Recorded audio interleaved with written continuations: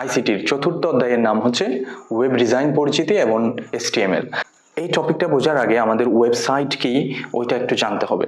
আমরা ওয়েবসাইট তো চিনি সবাই, যেমন দারাজ একটা ওয়েবসাইট হইতে পারে, অ্যামাজন একটা ওয়েবসাইট, আলিবাবা একটা ওয়েবসাইট, এগুলো হচ্ছে মূলত ই-কমার্স ওয়েবসাইট। হ্যাঁ, আরো অনেক ধরনের ওয়েবসাইট হইতে পারে। একটা ওয়েবসাইট কিভাবে তৈরি হয় এটা অনেকের জানতে ইচ্ছা করে। হ্যাঁ, সো একটা ওয়েবসাইট আসলে অনেকগুলো স্টেপের মাধ্যমে তৈরি হয়। তার মধ্যে এই যে ওয়েব ডিজাইন আছে না, ওয়েব ডিজাইন হচ্ছে একটা স্টেপ। মানে একটা ওয়েবসাইট তৈরি করার আগে আমাদের ওয়েব ডিজাইনিংটা করে নিতে হয়।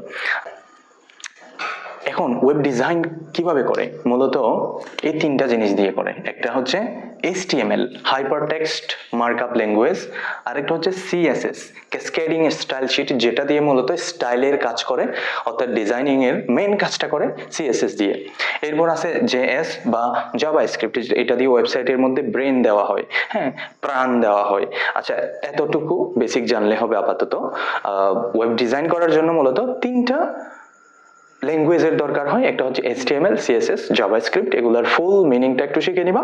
এখন তোমাদের বইয়ে এই যে HTML নিয়ে বিস্তার আলোচনা করছে। হ্যাঁ, আমরা এই 7টা টপিকের মাধ্যমে তোমাদের SSCর HTML যে অধ্যায়টা আছে ওই অধ্যায়টা সম্পূর্ণ শেষ করব। এখানে কন্টেন্ট গুলা লিখে রাখছি যে কি কি পড়াবো আমি। হ্যাঁ, tag, table, list, image, hyperlink, website publish এবং ওয়েবসাইট কাঠামো। এই 7টা টপিক যদি আমরা পারি তাইলে আমি তোমাদেরকে গ্যারান্টি দিয়ে বলছি তোমরা এই চ্যাপ্টার থেকে যে কোনো প্রশ্ন সলভ করতে পারবে। আচ্ছা, প্রথমে আমরা ট্যাগ নিয়ে আলোচনা করি। ওকে, ট্যাগ। ট্যাগ কি? ট্যাগ হচ্ছে এই চিহ্নের মাধ্যমে, এই চিহ্নের ভিতর লেখা কিছু নির্দেশনা, যেটা দিয়ে একটা ওয়েবসাইটের বা ওয়েব পেজের বিভিন্ন উপাদান তৈরি করা যায়। হ্যাঁ, তাহলে ট্যাগ কি? এটাই হচ্ছে ট্যাগ। হ্যাঁ, এটা হচ্ছে HTML ট্যাগ। ট্যাগ হচ্ছে মূলত দুই প্রকার। আমি ট্যাগের প্রকারভেদগুলো একটু লিখে নিই। ট্যাগ হচ্ছে মূলত দুই প্রকার। একটা হচ্ছে কন্টেইনার ট্যাগ, হ্যাঁ, কন্টেইনার ট্যাগ। ওকে, আরেকটা হচ্ছে এমটি ট্যাগ, এমটি ট্যাগ। আচ্ছা, এই দুইটা হচ্ছে ট্যাগের প্রকারভেদ। এখন কন্টেইনার ট্যাগ কি আর এমটি ট্যাগ কি? কন্টেইনার ট্যাগ বলতে একদম ইজিলি মনে রাখো, এই যে এটা হচ্ছে ওপেনিং ট্যাগ আর এটা হচ্ছে ক্লোজিং ট্যাগ।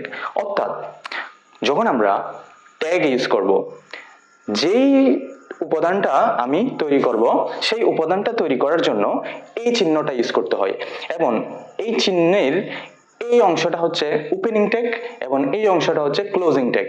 ওপেনিং ট্যাগ এবং ক্লোজিং ট্যাগ যার মধ্যে আছে সেই ট্যাগগুলোকে বলা হয় কন্টেইনার ট্যাগ।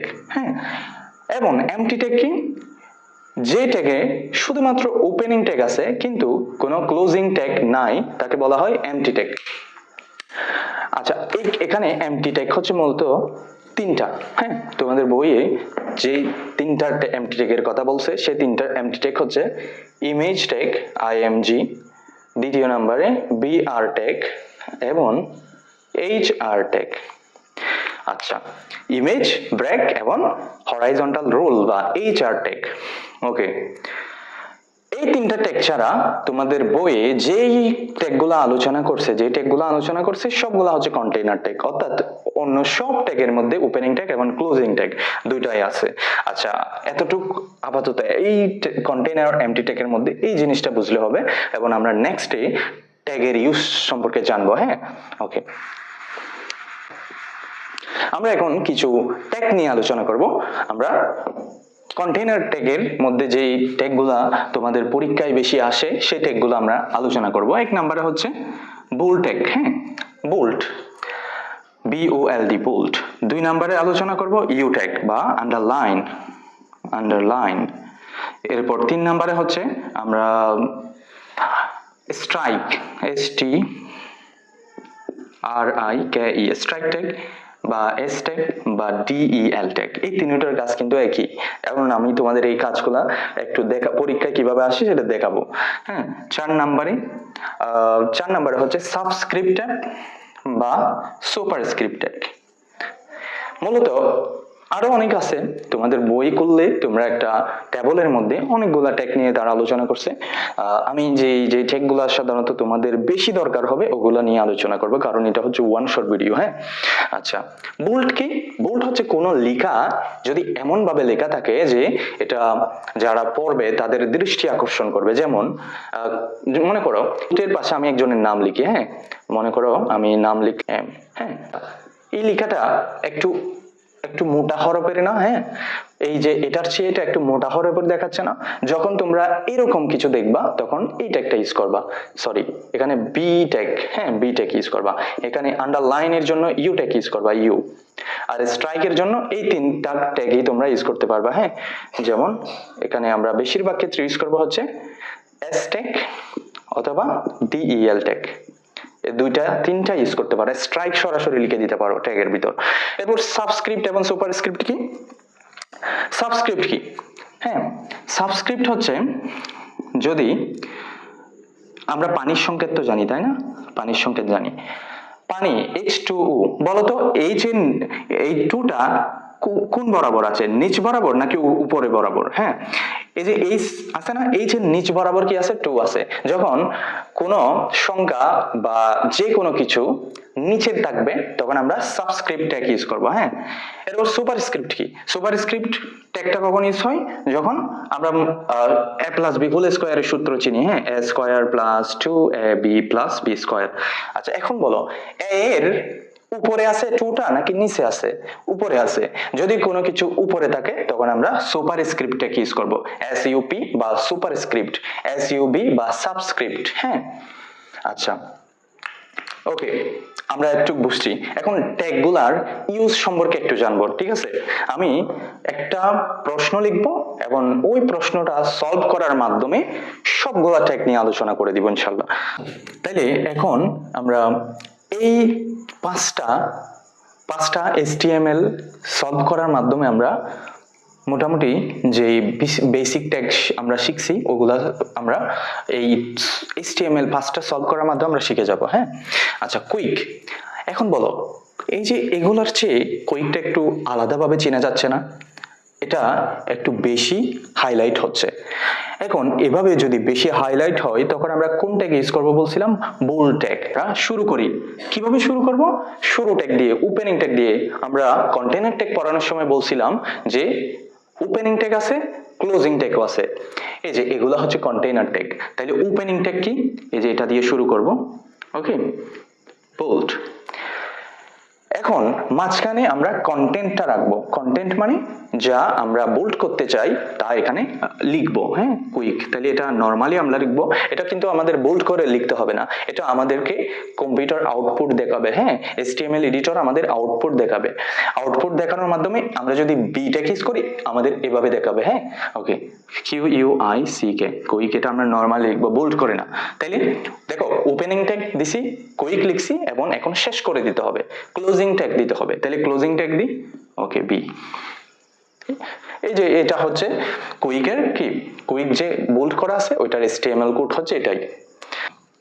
এখন ব্রাউন, এখন বলো ব্রাউনটা কেমন দেখাচ্ছে? ব্রাউনটা একটু হেলে গেছে এরকম দেখাচ্ছে না? ইটালিক।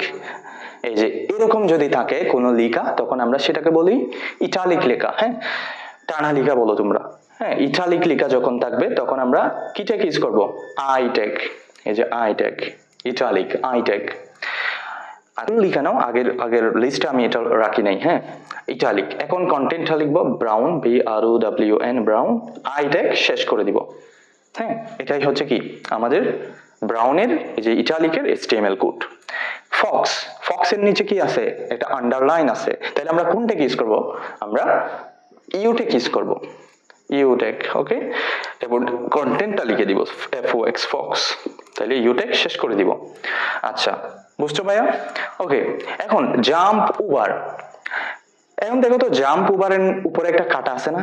মানে জাম্প ওভার লিখছি, জাম্প ওভার আমি কেটে দিছি। এইরকম সিচুয়েশন যখন আসবে তখন আমরা তিনটা ট্যাগ ইউজ করতে পারবো বলছিলাম। একটা হচ্ছে স্ট্রাইক, আরেকটা হচ্ছে ডিলেট, আরেকটা হচ্ছে এস ট্যাগ। তিনটার কাজ হচ্ছে সেম। তাহলে আমরা এখানে ইচ্ছা করলে এস ট্যাগ দিতে পারি, ডিলেট ট্যাগ দিতে পারি, মানে স্ট্রাইক ট্যাগ দিতে পারি। আচ্ছা, আমি এস দিয়ে দিচ্ছি। তাহলে আমি কন্টেন্টটা লিখবো কি আছে? জাম্প ওভার, ওকে, আচ্ছা এস ট্যাগ শেষ করে দিব। দেখো প্রত্যেকটার ওপেনিং এবং ক্লোজিং আছে, এই জন্য এগুলো হচ্ছে কন্টেইনার ট্যাগ। আচ্ছা এখন বলো লেজি ডগ। আচ্ছা লেজির নিচে, সরি লেজির পাশাপাশি কি ডগটা আছে নাকি কোথায় আছে আমাকে একটু বলো তো ভাইয়া। লেজির উপরে কিন্তু ডগটা আছে, এটা কিন্তু নর্মালি আমাদের লেজির সাথে একদম সমান সমান ভাবে নাই, এটা একটু উপরে চলে গেছে। আচ্ছা কিছুক্ষণ আগে কিন্তু বলছিলাম যদি উপরে কিছু থাকে তখন আমরা কোনটাকে ইউজ করব, সুপারস্ক্রিপ্ট এসইউপি। তাইলে আমরা এস ইউপি দিব। হ্যাঁ এরপর কি লিখবো, সরি আমি লেজিটা লিখি নাই, হ্যাঁ লেজিটা আগে লিখে ফেলবো, এল এ জেড ওয়াই লেজি। আচ্ছা লেজির উপরে আছে, তাহলে উপরে যখন কিছু থাকবে তখন আমরা সুপার স্ক্রিপ্ট দিব এস ইউপি। এরপর উপরে যা আছে তা লিখে দিব ডিইউজি, এরপর সুপার স্ক্রিপ্ট ট্যাগ শেষ করব। বুঝছি ভাইয়া। এটা যদি আমরা না বুঝি তাইলে আমি আরো কয়েকটা প্র্যাকটিস করাবো তোমাদেরকে, এই প্র্যাকটিস 4-5টা করলে সাবস্ক্রিপ্ট সুপারস্ক্রিপ্ট সম্পর্কে অনেক ভালো একটা আইডিয়া হয়ে যাবে। এই 4টা প্র্যাকটিসের মাধ্যমে সাবস্ক্রিপ্ট এবং সুপারস্ক্রিপ্ট ট্যাগ তোমাদের ক্লিয়ার হয়ে যাবে।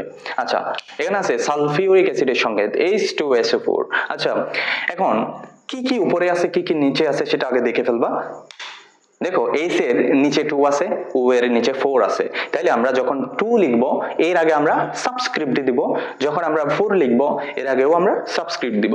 আচ্ছা এস ইউ বি সাবস্ক্রিপ্ট যেহেতু নিচে আছে, তাইলে এখন এটা লিখা সলভ করা শুরু করি। তাহলে এইচ লিখবো, এইচ এর নিচে 2 আছে, যদি নিচে কিছু থাকে তখন আমরা সাবস্ক্রিপ্ট ইউজ করব এস ইউ বি। হ্যাঁ এস ইউ বি। নিচে কি আছে, নিচে 2 আছে, যে জিনিসটা নিচে থাকবে সেইটাকে আমরা সাবস্ক্রিপ্ট করে দিব, এস ইউ বি শেষ করছি। এরপর এস লিখবো, এস লিখবো, এস এর পর আছে উ।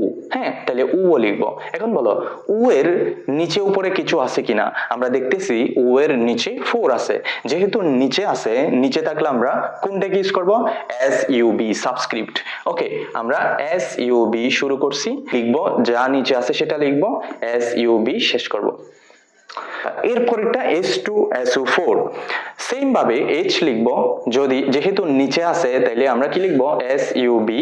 হ্যাঁ নিচে কত আছে, 2 আছে, যেটা যেটা নিচে আছে তার জন্য আমরা সাবস্ক্রিপ্ট ইউজ করব এবং সাবস্ক্রিপ্ট শেষ করব ওই জিনিসটা লিখে, এরপর ও লিখে দিব যা আছে।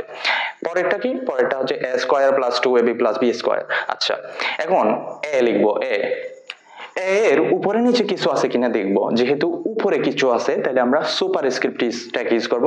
তাহলে লেখা শুরু করি S U P super script, উপরে কি আছে সেটা লিখে দিব, 2 আছে, এরপর এস ইউ পি শেষ করব, প্লাস 2ab আছে। আচ্ছা যেভাবে আছে আমরা সেভাবেই রেখে দেব, প্লাস 2ab। হ্যাঁ এখানে উপরে নিচে কিছু নাই তাই কিছু দিই নাই, আবার প্লাস, ওকে প্লাস দিলাম, এরপরে বি স্কয়ার।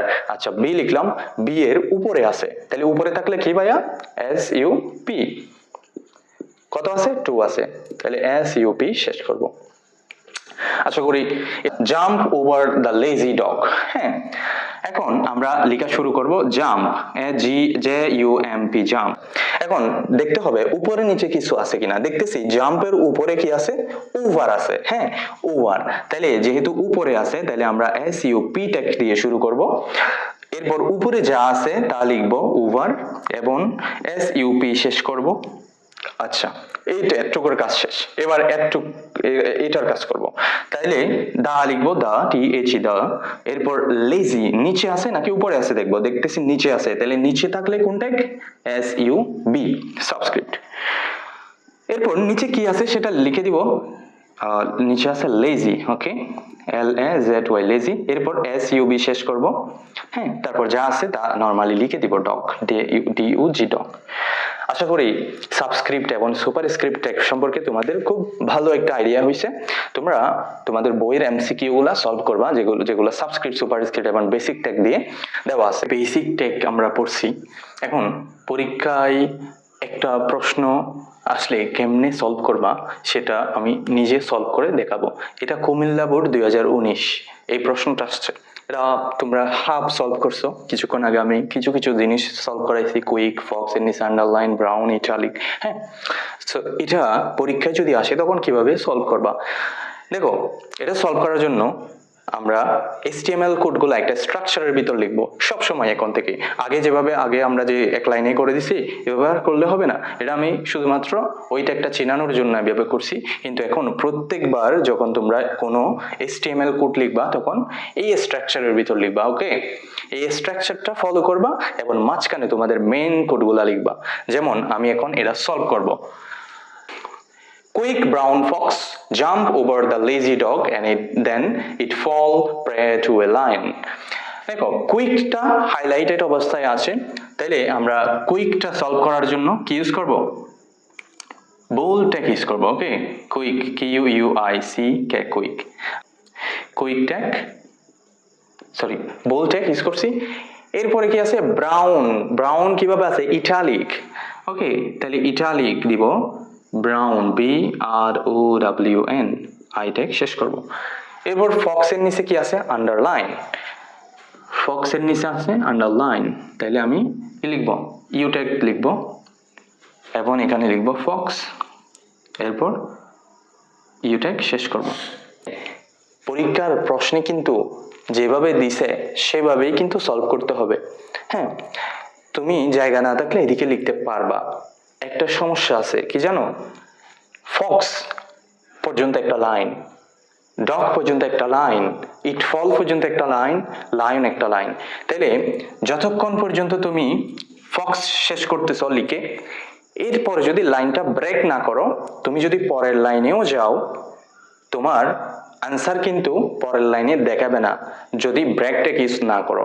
তুমি যদি এভাবে এই লাইনটাকে মনে করো ফক্সটা শেষ করে এই লাইনে চলে যাও, অটোমেটিক চলে যাও, তাহলে কিন্তু তোমার আনসারটা ঠিক এখান বরাবর আসবে, পরের লাইনে আসবে না। কেন? কারণ HTML এ একটা লাইন শেষ হওয়ার পর ব্রেক ট্যাগ ইউজ করতে হয়।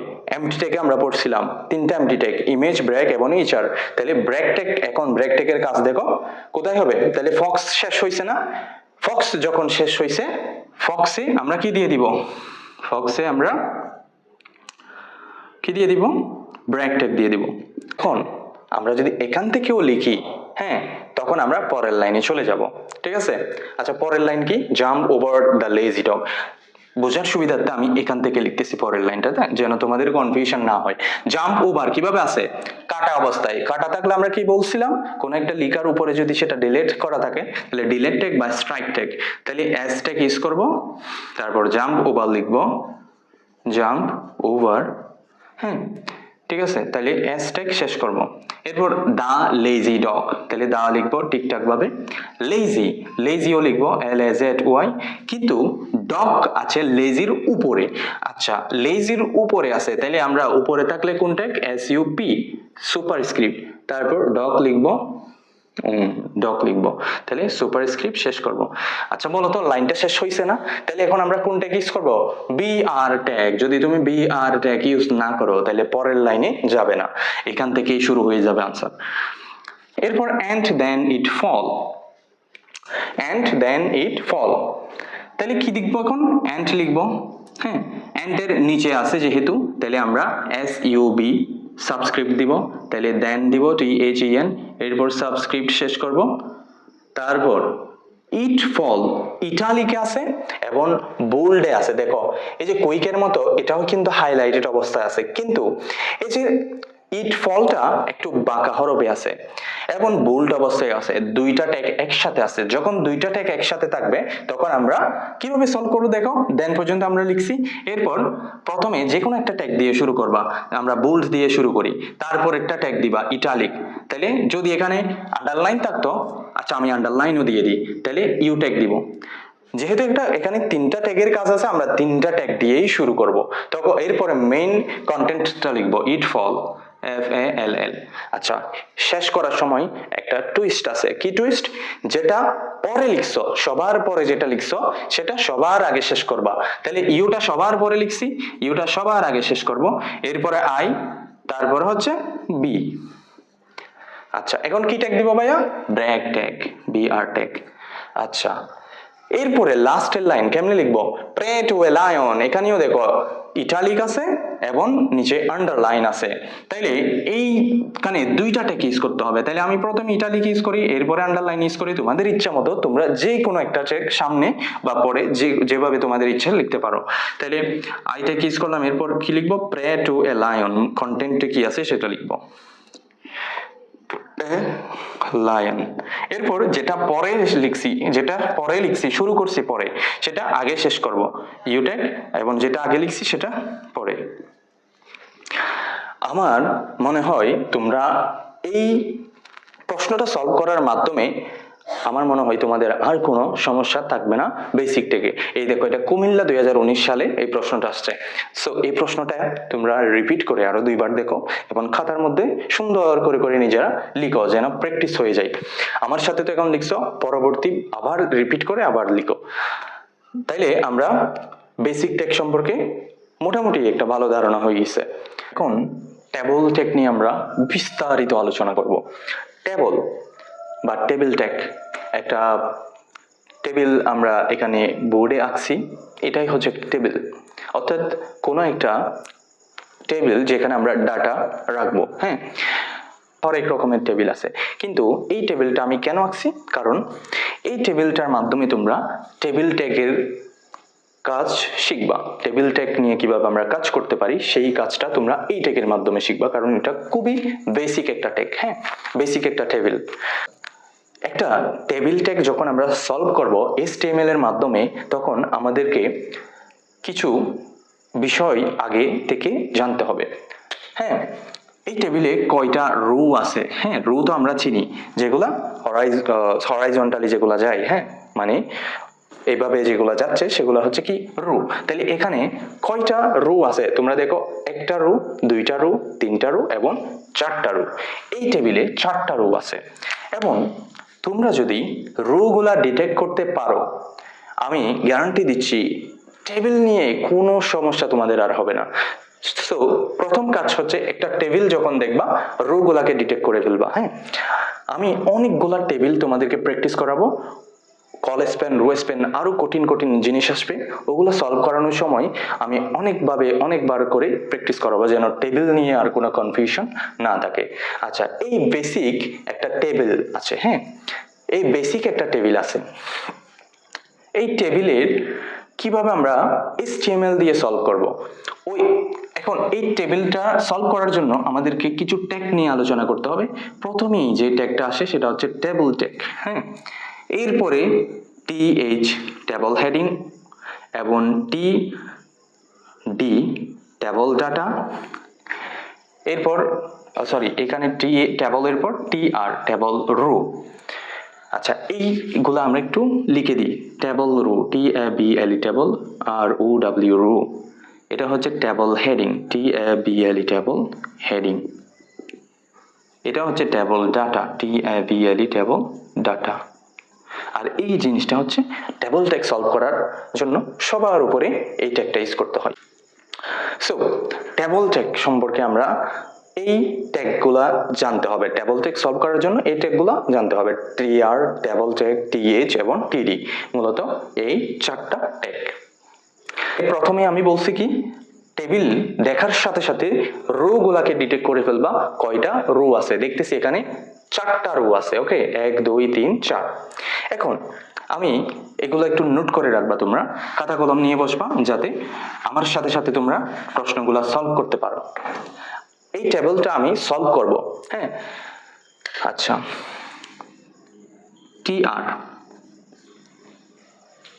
TR শেষ। এটা কি দিলাম? এটা হচ্ছে একটা রো শুরু করছি এবং রোটা শেষ করছি, ঠিক আছে? আর এই যে রো শুরু করছি এবং শেষ করছি, মাঝখানে যে জিনিসগুলা দেখতে পাচ্ছ সেগুলো হচ্ছে টেবল ডেটা, ঠিক আছে? নেম একটা ডেটা, রোল একটা ডেটা, জিপি একটা ডেটা। এই রোতে সাকিব একটা ডেটা, ওয়ান একটা ডেটা, 4.00 একটা ডেটা, এরপর TR শেষ করে দিব। নিচের রোতে রাকিব একটা ডেটা, 2 একটা ডেটা, 5.00 একটা ডেটা, TR শেষ করে দিব। তারপরের রোতে আকিব একটা ডেটা, 3 একটা ডেটা এবং 3.00 একটা ডেটা, এরপর টিআর শেষ করে দিব। অর্থাৎ কোনো টেবল সলভ করার সময় আমরা রো গুলাকে আগে ডিটেক্ট করে ফেলবো, তারপর রো গুলাকে ডিটেক্ট করার পর আমরা প্রত্যেকটা রো নিয়ে আলাদা আলাদা ভাবে কাজ করব। প্রথম রো এর কাজ শুরু করব এবং ডেটা গুলাকে লিখব এবং ওই রোটা শেষ করব টিআর দিয়ে। সেকেন্ডলি দ্বিতীয় রোতে যাব, সেম ভাবে ডাটা গুলা লেখার পর টিআর শেষ করব এবং পরের ধাপগুলো আমরা সেম ভাবে সলভ করব। কিন্তু পরীক্ষার খাতায় এভাবে তোমরা সলভ করবা না। পরীক্ষার খাতায় কিভাবে সলভ করবা আমি সেইটা আমরা তোমাকে দেখাচ্ছি। আমি এই টেবলটা একটু ছোট করে এখানে আঁকছি যাতে আমি এটা তোমাদের সলভ করাই দেখাতে পারি, যাতে এখানে আমার যেহেতু জায়গা স্পেস কম আমি এখানে ছোট করে আঁকছি। হ্যাঁ, তাহলে দেখো আমরা একটা স্ট্রাকচারের ভিতর কিন্তু এটা লিখবো। স্ট্রাকচার কি? প্রথমে HTML লিখবো, হ্যাঁ, এরপর বডি লিখবো, তারপর টেবল ট্যাগের কাজ করার জন্য আমরা টেবল, এইটা হচ্ছে কি একটা অ্যাট্রিবিউট। যদি প্রশ্নে আসে টেবল ট্যাগের অ্যাট্রিবিউট কি? বর্ডার। অর্থাৎ যখন আমরা টেবল ট্যাগ ইউজ করব তখন আমরা এই জিনিসটা দিব, বর্ডার ইকুয়াল টু 1। কেন বর্ডার ইকুয়াল টু 1? কারণ এখানে যদি বর্ডার ইকুয়াল টু তুমি যত বাড়াও তত এই বর্ডার গুলো ঘন হতে থাকবে। যখন 2 দিবা, 3 দিবা, 4 দিবা, 5 দিবা, এগুলা ঘন হতে থাকবে। সো আমরা বর্ডার ইন জেনারেল 1 দিই। কারণ কি? কারণ আমাদের বর্ডার এত ঘন হওয়ার দরকার নাই, ঠিক আছে? আমাদের মিনিমাম একটা বর্ডার হইলেই হচ্ছে। সো আমরা বর্ডার ইকুয়াল টু 1 দিব। আমি প্রথমেই বলেছি একটা টেবল ট্যাগ, একটা টেবল দেখার সাথে সাথে রো গুলাকে ডিটেক্ট করে ফেলতে হবে। এখানে কয়টা রো? 1 2 3 4, 4টা রো, ঠিক আছে? আচ্ছা, তাহলে এখন আমরা রো এর কাজ করব। হ্যাঁ, তাহলে এখান থেকে আমি একটু লিখি টিআর দিলাম। হ্যাঁ, প্রথম রো এর কাজ করতেছি, ঠিক আছে? প্রথম রো এর কাজ, ওকে। প্রথম রোতে কে কে আছে? নেম আছে, রোল আছে, জিপিএ আছে। Name, roll, GPA. একটা কথা মনে রাখবা, যদি স্ট্যান্ডার্ড টেবিল হয় তখন এই যে উপরের যে ডেটাগুলা থাকবে, একদম উপরের ফিল্ডটা, হ্যাঁ, উপরের যে হেডিংটা থাকবে, নেম, রোল, জিপিএ, ওইগুলো লেখার সময় আমরা টিএইচ দিব, টিএইচ, ঠিক আছে? শুধু ফার্স্ট রো এর জন্য, শুধুমাত্র প্রথম রো এর জন্য। যদি একটা স্ট্যান্ডার্ড টেবিল হয়, এটা একটা স্ট্যান্ডার্ড টেবিল, হ্যাঁ, এখানে নেমের নিচে দেখো নেম আছে, রোলের নিচে কিছু রোল আছে, জিপি এর নিচে কিছু জিপি আছে। এরকম যদি স্ট্যান্ডার্ড একটা টেবিল হয় তখন আমরা প্রথম রো এর জন্য এই ডেটাগুলাকে টিডি না দিয়ে টিএইচ দিব। আমরা কিন্তু টেবল ডেটাকে টিডি হিসেবে জানতাম, ঠিক আছে না? কিন্তু এখানে দিব আমরা টিএইচ। কেন? এটা একটা স্ট্যান্ডার্ড টেবিল এবং প্রথম রোয়ে আমরা যখন ডেটা নিয়ে কাজ করব, যে ডেটাগুলো লিখবো ওইগুলো লেখার আগে আমরা টিএইচ দিব। প্রত্যেকটা ডেটা লিখো, তাইলে নেম, NAME, নেম, ওকে, টিএইচ শেষ, ওকে। আচ্ছা, এরপর দ্বিতীয় ডেটা কি? রোল। দেখো দ্বিতীয় ডেটা হচ্ছে রোল, তাইলে রোল লিখবো, ROLL, শেষ। তৃতীয় ডেটা লিখো, তৃতীয় ডেটা কি? জিপিএ, ওকে।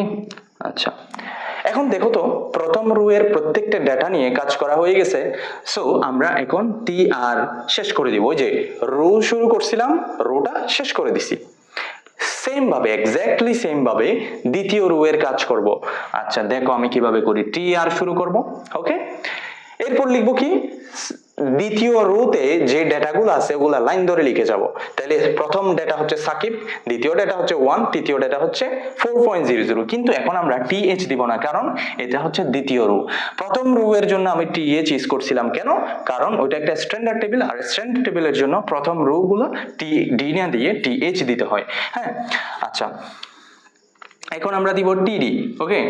টিডি দিয়ে প্রথম ডেটা কি? সাকিব, তাইলে সাকিব দিব, SAKIB, সাকিব, ওকে। টিডি শেষ করব।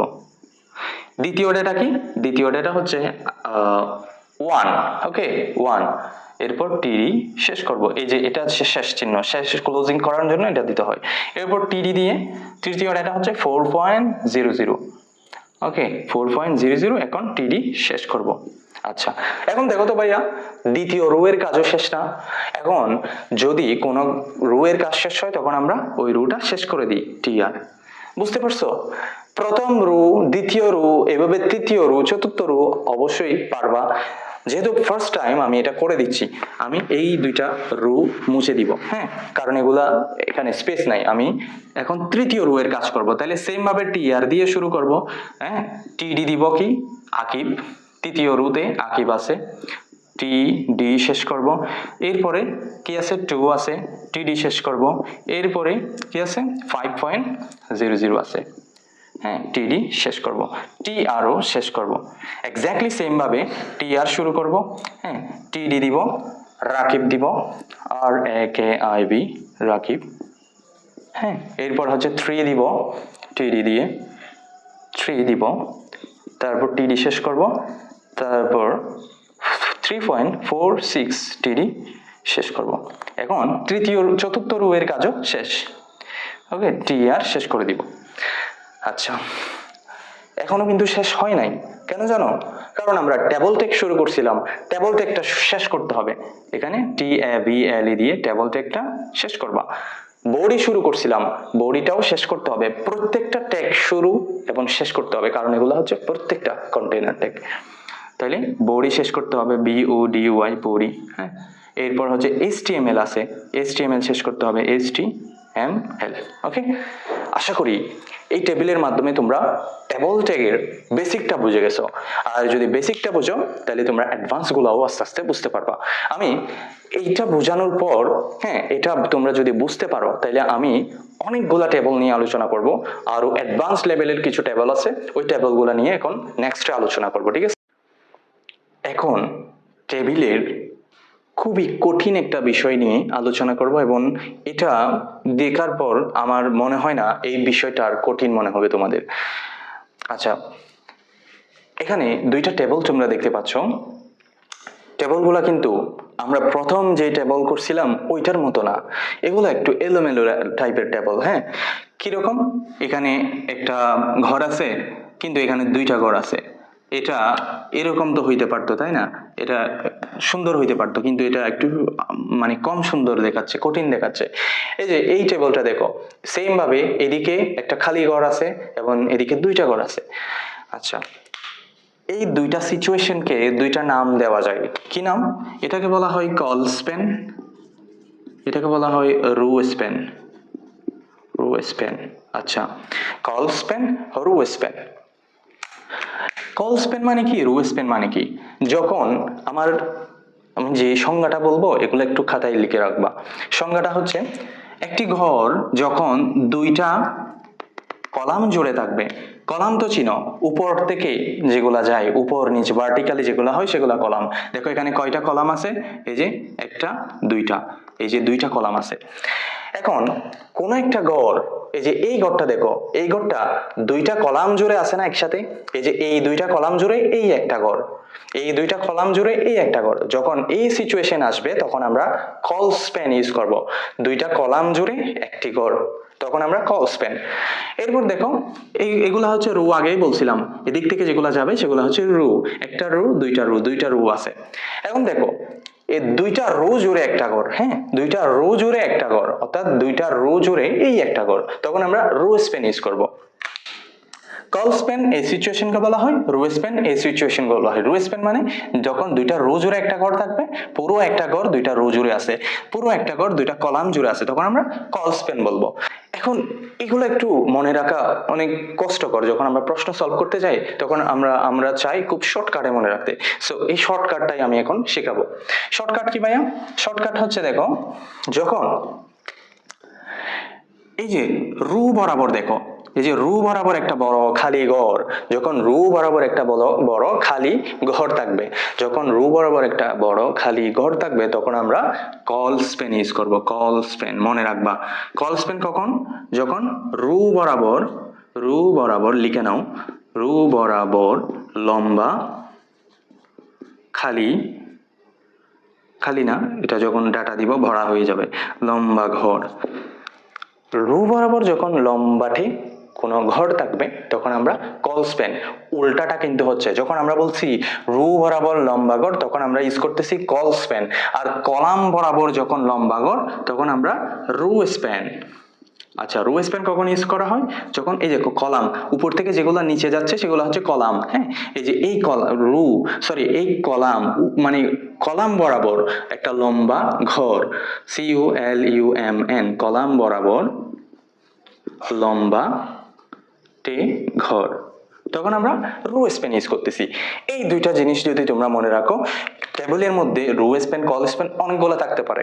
শর্টকাটটা মনে রাখো, যখন রো বরাবর কোনো লম্বা খালি ঘর থাকবে তখন আমরা এই যে দুইটা ঘর জুড়ে একটা ঘর হচ্ছে এটা মনে রাখা দরকার নাই, দুইটা কলাম জুড়ে একটা ঘর হচ্ছে সেটা মনে রাখার দরকার নাই, সেটা সংজ্ঞাতে লিখবা। কিন্তু যখন আমরা সলভ করব তখন এই টেকনিকটা ফলো করবা যে রো বরাবর যখন কোনো খালি ঘর থাকবে লম্বা তখন আমরা কি ইউজ করব, কল স্প্যান। রো বরাবর যখন থাকবে লম্বা তখন আমরা কল স্প্যান ইউজ করবো। আর কলাম বরাবর যখন কিছু লম্বা ঘর থাকবে লম্বাতে তখন আমরা রো স্প্যান ইউজ করবো। এই দুইটা শর্টকাট যদি মনে রাখো তাহলে রো স্প্যান আর কল স্প্যান নিয়ে কোনো ঝামেলা হবে না। এখন আমি কিছু প্র্যাকটিস করাবো, প্র্যাকটিস করানোর সাথে সাথে তোমরা এগুলা আরো ভালোভাবে ক্লিয়ার হয়ে যাবা। এই যে দুইটা আবার টেবিল আঁকছি, এই টেবিলগুলো থেকে আমরা rho span call span detect করব। আচ্ছা দেখো, প্রথম টেবিল দেখো, প্রথম টেবিলে হচ্ছে কি, এই যে একটা ঘর আছে, তারপর দেখো রো বরাবর একটা লম্বা ঘর দেখা যাচ্ছে, তাই না? তাহলে এই জায়গায় কি স্প্যান ইউজ হবে? রো বরাবর যখন লম্বা খালি ঘর দেখা যাবে তখন আমরা কল স্প্যান ইউজ করবো, ঠিক আছে? তাহলে এই জায়গায় হবে কল স্প্যান। আচ্ছা তাহলে এখানে দেখো, এই যে কলাম বরাবর উপর থেকে নিচ বরাবর একটা খালি জায়গা, একটা খালি ঘর, লম্বাটে ঘর, তখন আমরা এখানে কি ইউজ করব, রো স্প্যান ইউজ করবো, ঠিক আছে? আচ্ছা দ্বিতীয় টেবিলে যাই। দ্বিতীয় টেবিলে কি, দ্বিতীয় টেবিলে হচ্ছে রো বরাবর একটা লম্বা ঘর আছে, তাহলে এখানে কল স্প্যান ইউজ করব। আর এখানে দেখো কলাম বরাবর লম্বাটে দুইটা ঘর দেখা যাচ্ছে, দুইটা ঘরেই আমরা কি স্প্যান ইউজ করব, এখানেও রো স্প্যান, এখানেও রো স্প্যান। এরপর দেখো রো বরাবর একটা লম্বা ঘর দেখা যাচ্ছে, এখানেও রো বরাবর একটা লম্বা ঘর দেখা যাচ্ছে, তাহলে এই জায়গায় আমরা কি ইউজ করব, কল স্প্যান, এই জায়গায় আমরা কি ইউজ করব, কল স্প্যান। এখন এই দুইটা টেবিল দিয়ে আমি কিছু ডেটা এখানে টেবিলের মধ্যে রাখি, 1 2 3 4 5 6 7, 1 2 3 4 5 6 7। তোমাদের এখন রো চেনানো শেখাবো, কিভাবে রো গুলা ডিটেক্ট করতে হয়। তোমরা কল স্প্যান রো স্প্যান চিনছো, বেসিক একটা টেবিল সলভ করতে পারবা। এরপরে কল স্প্যান রো স্প্যান দিয়ে HTML কোড লেখার জন্য আমাদেরকে আগে রো গুলাকে ডিটেক্ট করতে জানতে হবে। এই যে এই কল স্প্যান রো স্প্যান থাকা অবস্থায় কয়টা রো আছে, কয়টা কলাম আছে, এবং রো এর মধ্যে কোন কোন ডেটাগুলো আছে ওগুলা ডিটেক্ট করতে পারলে টেবিল টেক একদম ইজি হয়ে যাবে। এই টেবিলে কয়টা রো আছে ভাইয়া, এই টেবিলে কয়টা রো আছে দেখো, এদিক থেকে দেখো, একটা রো, দুইটা রো, তিনটা রো, ঠিক আছে? এই টেবিলে কয়টা রো আছে? আমরা এদিক থেকে যাচ্ছি না কেন, কারণ এদিক থেকে দেখা একটু কষ্টকর হয়ে যাচ্ছে কয়টা রো আছে, কিন্তু এদিকে তো আমরা দেখতে পাচ্ছি, তাই না? 1 2 3 4, তাহলে 1 2 3 4, চারটা রো। তাহলে এই টেবিলে আছে তিনটা রো, এই টেবিলে আছে চারটা রো। এখন কোন রোতে কোন ডেটাগুলো আছে সেগুলা বের করতে হবে। প্রথম টেবিল দেখো, প্রথম টেবিলের প্রথম রোতে কোন কোন ডেটা আছে ভাইয়া? 2 আছে আর 1 আছে, তাহলে 1 আর 2 হচ্ছে প্রথম রোতে আছে। দ্বিতীয় রোতে কি কি আছে বলো?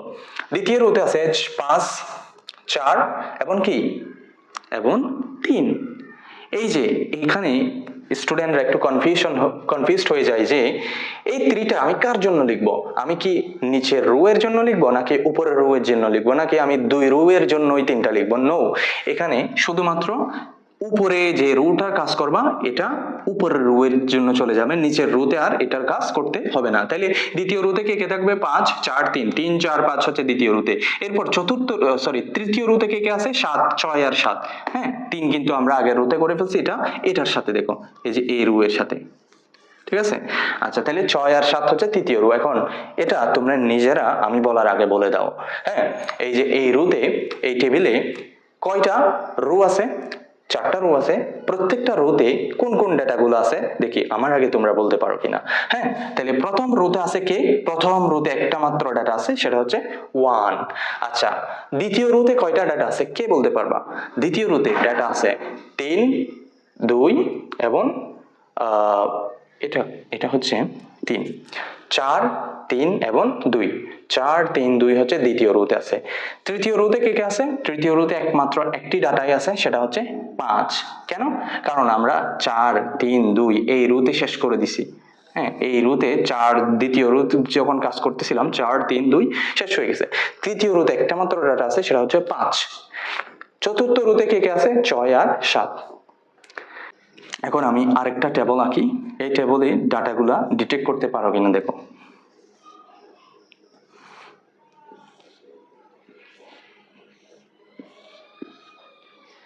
আচ্ছা, তাহলে এখানে আছে 1, এখানে আছে 2, এখানে আছে 3, 4, 5, 6, 7, 8। আচ্ছা দেখো এই টেবিলে কয়টা রো আছে? একটা, দুইটা, তিনটা, চারটা। ওকে, চারটা রো আছে। প্রথম রোতে কে কে আছে দেখো, প্রথম রোতে আমরা ডিটেক্ট করব, প্রথম রোতে কে কে কে আছে? 3 আছে। হ্যাঁ, প্রথম রোতে 3 আছে, 2 আছে, 1 আছে। এই যে এটা হচ্ছে প্রথম রো এর সাথে চলে যাবে, প্রথম রো এর কাজ। হ্যাঁ, 3, 1, 2, 3, এই 3, তিনটা হচ্ছে প্রথম রোতে। দ্বিতীয় রোতে কে কে আছে? শুধুমাত্র 4 দ্বিতীয় রোতে আছে। ওকে, দ্বিতীয় রোতে শুধুমাত্র 4 আছে। তৃতীয় রোতে কে কে আছে? 6 এবং 5। দেখো 6 এবং 5 হচ্ছে তৃতীয় রোতে আছে। চতুর্থ রোতে কে কে আছে? 7 এবং 8। আশা করি তোমরা ডেটাগুলো ডিটেক্ট করা শিখে গেছো। এখন কল স্প্যান, রো স্প্যান দিয়ে এগুলা কেমনে সলভ করবা সেটা আমরা দেখাবো। ওকে, এখন এই টেবিলের ক্ষেত্রে আসি। প্রথম রোতে কে কে আছে? 1 আর 2। আচ্ছা, আমরা টেবল বর্ডার দিয়ে শুরু করব। তারপর হচ্ছে টেবল বর্ডার ইকুয়াল টু 1, তারপর হচ্ছে টিআর দিব, টিআর দিয়ে প্রথম ডেটা লিখব 1, দ্বিতীয় ডেটা লিখব 2।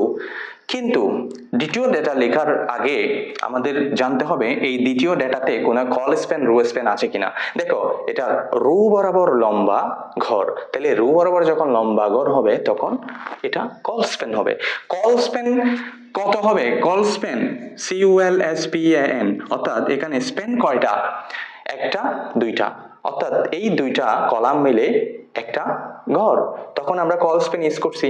তাহলে তোমরা অবশ্যই দেখবা এই খালি ঘরটা যদি কোন কোন দাগ আসতেছে নিচ থেকে সেগুলো দেখবা এবং এটা পূরণ করে দেখবা কয়টা ঘর হচ্ছে। 1, 2, তাহলে কল স্প্যান ইকুয়াল টু আমরা দিব 2। 3 যখন সলভ করব, হ্যাঁ, এই যে এই ডাটাটা যখন লিখবো, বলো এটা কি স্প্যান, কল স্প্যান নাকি রো স্প্যান? যেহেতু এটা কলাম বরাবর লম্বা তাহলে এখানে ইউজ হবে রো স্প্যান। তাহলে রো স্প্যান কত? এখানে এই দাগটা আসতেছে, এই দাগটা সলভ করো, পুরো দাও এখান পর্যন্ত। কয়টা ঘর হচ্ছে? 1, 2, তাহলে রো স্প্যান হবে কত? SPAN, রো স্প্যান হবে 3। আচ্ছা, এরপর এই ডাটায়, এই টেবলে যাই। প্রথম রো দেখো, প্রথম রো শুরু করব, রোতে কে আছে? ডাটা 1 আছে। আচ্ছা, এটা রো বরাবর লম্বা। আচ্ছা, রো বরাবর যখন লম্বা হবে তখন আমরা কল স্প্যান ইউজ করব। কল স্প্যান কত হবে? আচ্ছা, এটা কি বলতে পারবা কল স্প্যান কত হবে? কয়টা দাগ আসতেছে উপর থেকে সেগুলা মিলাই দাও এবং ঘরগুলা কাউন্ট করো। দেখো আমি মিলাচ্ছি, এই যে উপর থেকে একটা দাগ আসতেছে, এটা যদি এখানে মিলাই, হ্যাঁ, এরপর এখান থেকে দাগ আসতেছে, এটা যদি এখানে মিলাই তাহলে কয়টা ঘর হয়েছে? একটা, দুইটা, তিনটা। তাইলে এখানে কি দিব? Call span 3, call span 3। ওকে, এখন এই ঘর দেখো, এখানে কলাম বরাবর লম্বা, যখন কলাম বরাবর লম্বা ঘর থাকবে তখন আমরা রো স্প্যান ইউজ করব। রো স্প্যান কত ইউজ করব? এই যে এই এখানে কোন দাগগুলো আসতেছে এই স্প্যানের, দেখো এই এই ঘরটা এখন পূরণ করো, এই ঘরটা এখন পূরণ করো। 1, 2, 3, 3 হবে। তাহলে রো স্প্যান 3 হবে এই ঘরের জন্য। তাহলে এই ঘরের জন্য কত হবে? এই ঘরের জন্য সেম, এখানেও 3টা দাগ আসছে, এই দাগগুলো মিলাও, তাহলে 1, 2, 3, রো স্প্যান 3 হবে। এখন এখানে আসো, এই টেবিলে আসো। এই টেবিলে দেখো, যখন আমরা প্রথম রো এর কাজ করব, 1 যখন সলভ করব তখন আমরা কি লিখব? এটা যেহেতু কলাম বরাবর লম্বা, কলাম বরাবর যখন লম্বা হবে তখন আমরা রো স্প্যান ইউজ করব। রো স্প্যান কত দিব সেটা এখন একটু দেখো। এই ঘর যে দাগগুলো আসছে সেই দাগগুলো একটু মেলাও, একটা, দুইটা, তিনটা, তাহলে ঘর কয়টা? একটা, দুইটা, তিনটা, চারটা, চারটা ঘর হয়েছে। এই দাগগুলা যদি এখানে মিলাই দাও, এই দাগগুলা যদি মিলাই দাও, হ্যাঁ, এখানে এটাও যদি মিলাই দাও, তাহলে 1, 2, 3, 4, চারটা ঘর হয়েছে। ওকে, তাইলে চারটা ঘর হইলে কি হবে? কলস রো স্প্যান 4 হবে। এটার জন্য রো স্প্যান কত হবে? 4 হবে। Rho span equal to 4। এগুলা একটু খাতায় লিখে নাও, কোনটা রো স্প্যানের জন্য কত হচ্ছে, কিভাবে হচ্ছে, এগুলা খাতায় একটু লিখে নাও। সেম এই ঘরের জন্য কি হবে? রো স্প্যান কত হবে? 4 হবে। ঠিক আছে, আচ্ছা এখন 3 সলভ করি। এই 3 সলভ করার জন্য এটা দেখতে হবে আগে কল স্প্যান নাকি রো স্প্যান। তাহলে এটা কলাম রো বরাবর লম্বা, রো বরাবর যদি লম্বা হয় তাহলে এখানে হবে কল স্প্যান। কল স্প্যান কত হবে? এই দাগগুলো একটু মিলাই দাও উপরে, এবং এই দাগগুলো, এটা কিন্তু খাতায় আনসারে মিলাই দিবা না, এগুলো রাফে মিলাবা। 1, 2, 3, তাহলে কল স্প্যান হবে কত? কল স্প্যান হবে 3। আচ্ছা এই ঘরের জন্য কত হবে, এই যে 4, এটা হচ্ছে রো বরাবর লম্বা, তাহলে রো বরাবর যদি লম্বা হয় তাহলে হবে কল স্প্যান ইকুয়াল টু কত হবে, এই ঘরগুলা মিলাই দাও, এখানে একটা হবে এখানে একটা হবে, তাহলে 1 2 3, তাহলে call span same equal to 3। আচ্ছা এখন 5 এর আনসার করি। হ্যাঁ 5 করার সময় যদি আমরা 5 সলভ করি তখন এটা দেখতে হবে আগে কলাম বরাবর লম্বা হইলে রো স্প্যান কত হবে, এই দাগটা মিলাই দাও 1 2, রো স্প্যান হবে 2। আচ্ছা 6 করি, 6 যেটা কানে আছে সেটা একটু সলভ করি। তাহলে 6 যখন আমরা সলভ করব টিডি দিয়ে তখন আগে দেখতে হবে এটা কলাম বরাবর না রো বরাবর, যেহেতু রো বরাবর খালি ঘর লম্বা, হ্যাঁ খালি না এখানে 6 আছে, রো বরাবর যদি লম্বা ঘর হয় তখন কি হবে কল স্প্যান কত হবে, এই দাগটাও পরে তুলে দিই, তাহলে ঘর হচ্ছে 2টা, তাহলে কল স্প্যান ইকুয়াল টু 2। আচ্ছা আশা করি কল স্প্যান রো স্প্যান তোমরা ডিটেক্ট করতে পারছো, এবং এই যে একটা রোতে কয়টা একটা টেবিলে কয়টা রো আছে সেটা জানো, এবং একটা টেবিলে কোন রোতে কোন ডাটাগুলো আছে সেগুলোও তোমরা বুঝে গেছো। এখন এই জিনিসগুলো যদি বুঝে থাকো তাইলে একটা টেবল সলভ করার জন্য আর কিচ্ছু দরকার হবে না, ঠিক আছে। আর একটু যখন আমরা ফুল একটা টেবল সলভ করব তখন আমরা ওখানে যা যা দরকার হবে সবগুলো আমি বিস্তারিত বলে দিব। এরকম একটা টেবল আমরা সলভ করব, এখানে আরো কিছু অ্যাট্রিবিউট ছোটখাটো অ্যাট্রিবিউট ইউজ হয়, যেমন এটা সেন্টারে আছে অ্যালাইন সেন্টার হবে, যদি লেফটে থাকে অ্যালাইন লেফট হবে, উপরে থাকলে ভি অ্যালাইন টপ হবে, নিচে থাকলে ভি অ্যালাইন বটম হবে। এগুলো আমরা এখন সলভ করব, একটা ফুল একটা টেবলের মাধ্যমে আমরা সলভ করে দেখাবো। এই টেবলটা দেখো, এই টেবলে কয়টা রো আছে, 1 2 3 4, 4টা রো আছে। এখন কোন রোতে কোন ডেটাগুলো আছে তোমরা খাতার মধ্যে লিখে ফেলো। প্রথম রোতে ডেটা আছে 1 2, দ্বিতীয় রোতে ডেটা আছে 3 4, এভাবে কোন রোতে কোন ডেটাগুলো আছে লিখে ফেলো। তাহলে প্রথম রোতে কোন ডেটা আছে 1 আছে, দ্বিতীয় রোতে কোন ডেটা আছে 3 আর 2 আছে, তৃতীয় রোতে কোন ডেটা আছে 6 5 এবং 4 আছে। কেন? কারণ এটা হচ্ছে এটার অন্তর্ভুক্ত, ঠিক আছে। এই যে প্রথমেই বলছি আমি যখন টেবল চিনাইছিলাম তোমাকে, তখন আমি এভাবে ডিটেক্ট করা শিখাইছিলাম ডাটাগুলা কোন রোতে কোন ডেটা আছে। এরপর চতুর্থ রোতে 7 এবং 8 আছে। আচ্ছা এটা যদি ডিটেক্ট করতে জানো তাহলে 80% সলভ হয়ে গেছে, ঠিক আছে। 80% কাজ শেষ, এখন 20% আমরা লিখে সলভ করব। আচ্ছা এখানে দেখো HTML বডি স্ট্রাকচারের ভিতর লিখবো টেবল বর্ডার ইকুয়াল টু আমরা 1 দিব, হ্যাঁ। এরপরে আমরা লেখা শুরু করব, কি লিখবো, রো গুলা লেখা শুরু করব। তাহলে প্রথম রো TR, ওকে TR দিয়ে শুরু করব। প্রথম রো লিখছি, ঠিক আছে। এখন প্রথম রোতে একটা মাত্র ডেটা আছে TD দিব।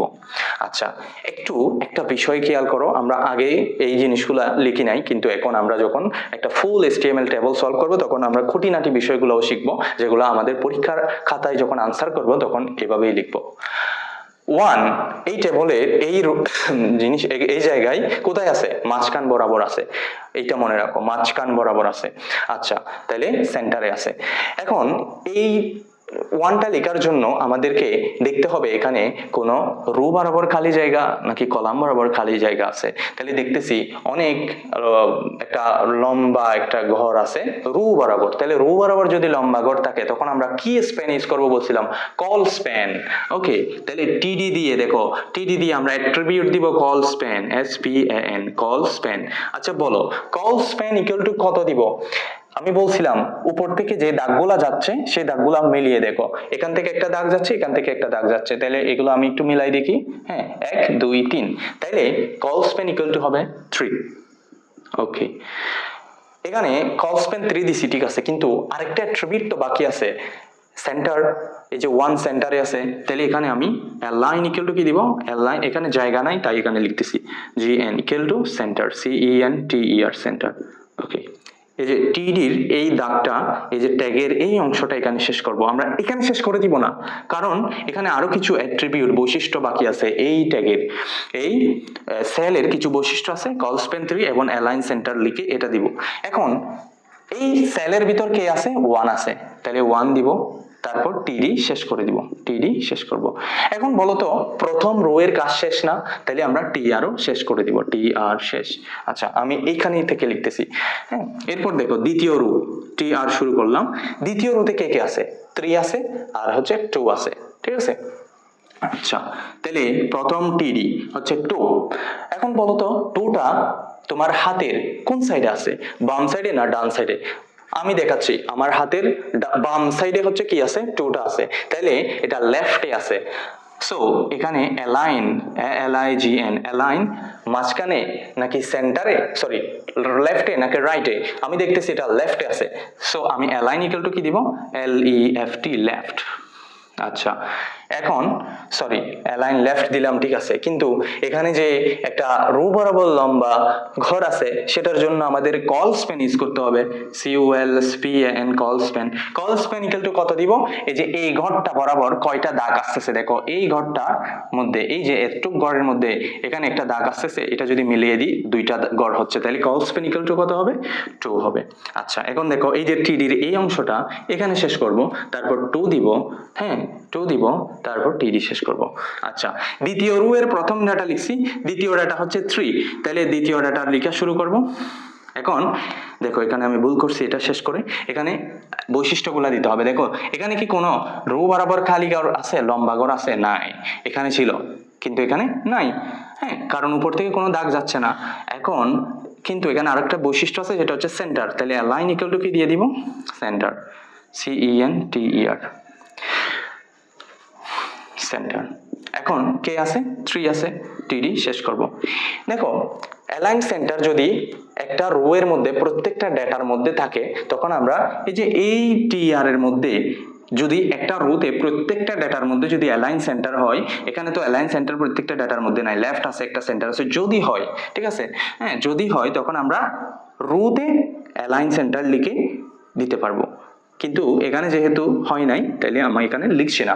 আচ্ছা, দ্বিতীয় রোতে 3 আর 2 আর 3 লেখা শেষ, তাহলে TR শেষ করে দিব। আচ্ছা, তাহলে দ্বিতীয় রো এর কাজ শেষ, এখন তৃতীয় রো এর কাজ শুরু করি। বলো তৃতীয় রোতে TR, তৃতীয় রোতে কোন কোন ডেটা আছে দেখো, 4 5 6, 4 5 6, তাহলে প্রথম TD-র কাজ শুরু করব। হ্যাঁ, প্রথম TD থেকে আছে 4 আছে। এখন বলো এখানে একটা গন্ডগোল আছে, 4 কি, একটা কলাম বরাবর খালি ঘর, হ্যাঁ লম্বা ঘর, তাহলে কলাম বরাবর যখন লম্বা ঘর হবে তখন আমরা রো স্প্যান ইউজ করবো, রো স্প্যান ইজ, এই অ্যাট্রিবিউট গুলো তোমরা আগে পরে দিতে পারবা, কোনো সমস্যা নেই, রো স্প্যান। এখন বলো এই রো স্প্যান কত হবে, এখানে এই ঘরটা যদি, এই দাগটা যদি এখানে মিলে তখন দুইটা ঘর হতো, তাহলে রো স্প্যান ইকুয়াল টু 2। আচ্ছা, আরেকটা অ্যাট্রিবিউট কিন্তু আছে, দেখো এটা মাঝখানে, এটা লেফটে, ঠিক আছে, লেফটে, এটা রাইটে, হ্যাঁ এটা রাইটে, এটা কোথায়, এটা হচ্ছে নিচে, বটম, তাহলে এখানে ভার্টিক্যালি অ্যালাইন দিব, ALIGN। হরাইজন্টালি অ্যালাইনে আমরা অ্যালাইন সেন্টার লেফট রাইট দিতে পারি, অর্থাৎ অ্যালাইন দিয়ে আমরা লেফট দিতে পারি, সেন্টার দিতে পারি, রাইট দিতে পারি, কিন্তু যখন উপরে বা নিচে হবে তখন আমরা বি অ্যালাইন ইউজ করব, BALIGN। বি অ্যালাইন মানে হচ্ছে ভার্টিক্যালি অ্যালাইন, ভার্টিক্যালি অ্যালাইন মানে উপর নিচে, ভার্টিক্যালি মানে উপর নিচে, তাহলে ভার্টিক্যালি অ্যালাইন মানে একটা হতে পারে টপ, আরেকটা হতে পারে বটম, টপ মানে উপরে, বটম মানে নিচে, যেহেতু এটা নিচে আছে তাহলে বি অ্যালাইন ইকুয়াল টু কি হবে, বটম, BUTTOM, বটম। আচ্ছা, 4 আছে, তাহলে 4 দিব, তারপর TD শেষ করব। আচ্ছা, এখন তৃতীয়, দেখো তৃতীয় রো এর প্রথম ডাটা 4 লিখছি, আরো দুইটা কিন্তু ডাটা আছে, দেখো এই যে এই রোতে 4 আছে, 5 আছে, 6 আছে, তাহলে TD দিয়ে 4 লিখবো, হ্যাঁ 4 লিখছি। এখন 5 লেখার জন্য এখানে অ্যালাইন হচ্ছে রাইট, তাহলে অ্যালাইন দিব, ALIGN equal to right, RIGST, right, হ্যাঁ তারপর হচ্ছে 5 দিব, তারপর TD শেষ করব।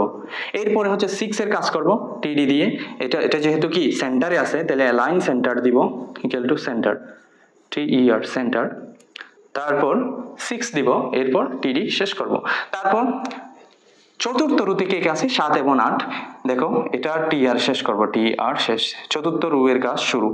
দেখো চতুর্থ রোতে দুইটা ডেটার কিন্তু ডেটাগুলো মাঝখানে আছে, তাইলে আমরা প্রত্যেকটার জন্য আলাদা আলাদা ভাবে অ্যালাইন সেন্টার না দিয়ে আমরা যে TR অর্থাৎ যে রোতে কাজ করছি সেই রোতে যদি আমি অ্যালাইন সেন্টার দিয়ে দিই তাহলে প্রত্যেকটা ডাটা সেন্টারে চলে যাবে, তাহলে TR ALIGN ইকুয়াল টু আমি সেন্টার দিয়ে দিব, CENTER, সেন্টার, ঠিক আছে। তারপর ডাটাগুলো লিখবো, TD দিয়ে আমরা 7 দিব, এরপর TD দিয়ে আমরা কি দিব, 8 দিব,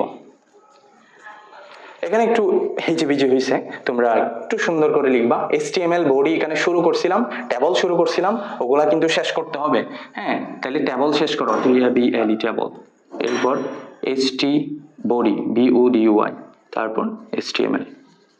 আশা করি টেবিল নিয়ে আর কোনো ঝামেলা তোমাদের হবে না। তাহলে আমরা ট্যাগ শেষ করছি, টেবিল শেষ করছি, এখন লিস্টে যাব। লিস্ট মানে কি? তালিকা।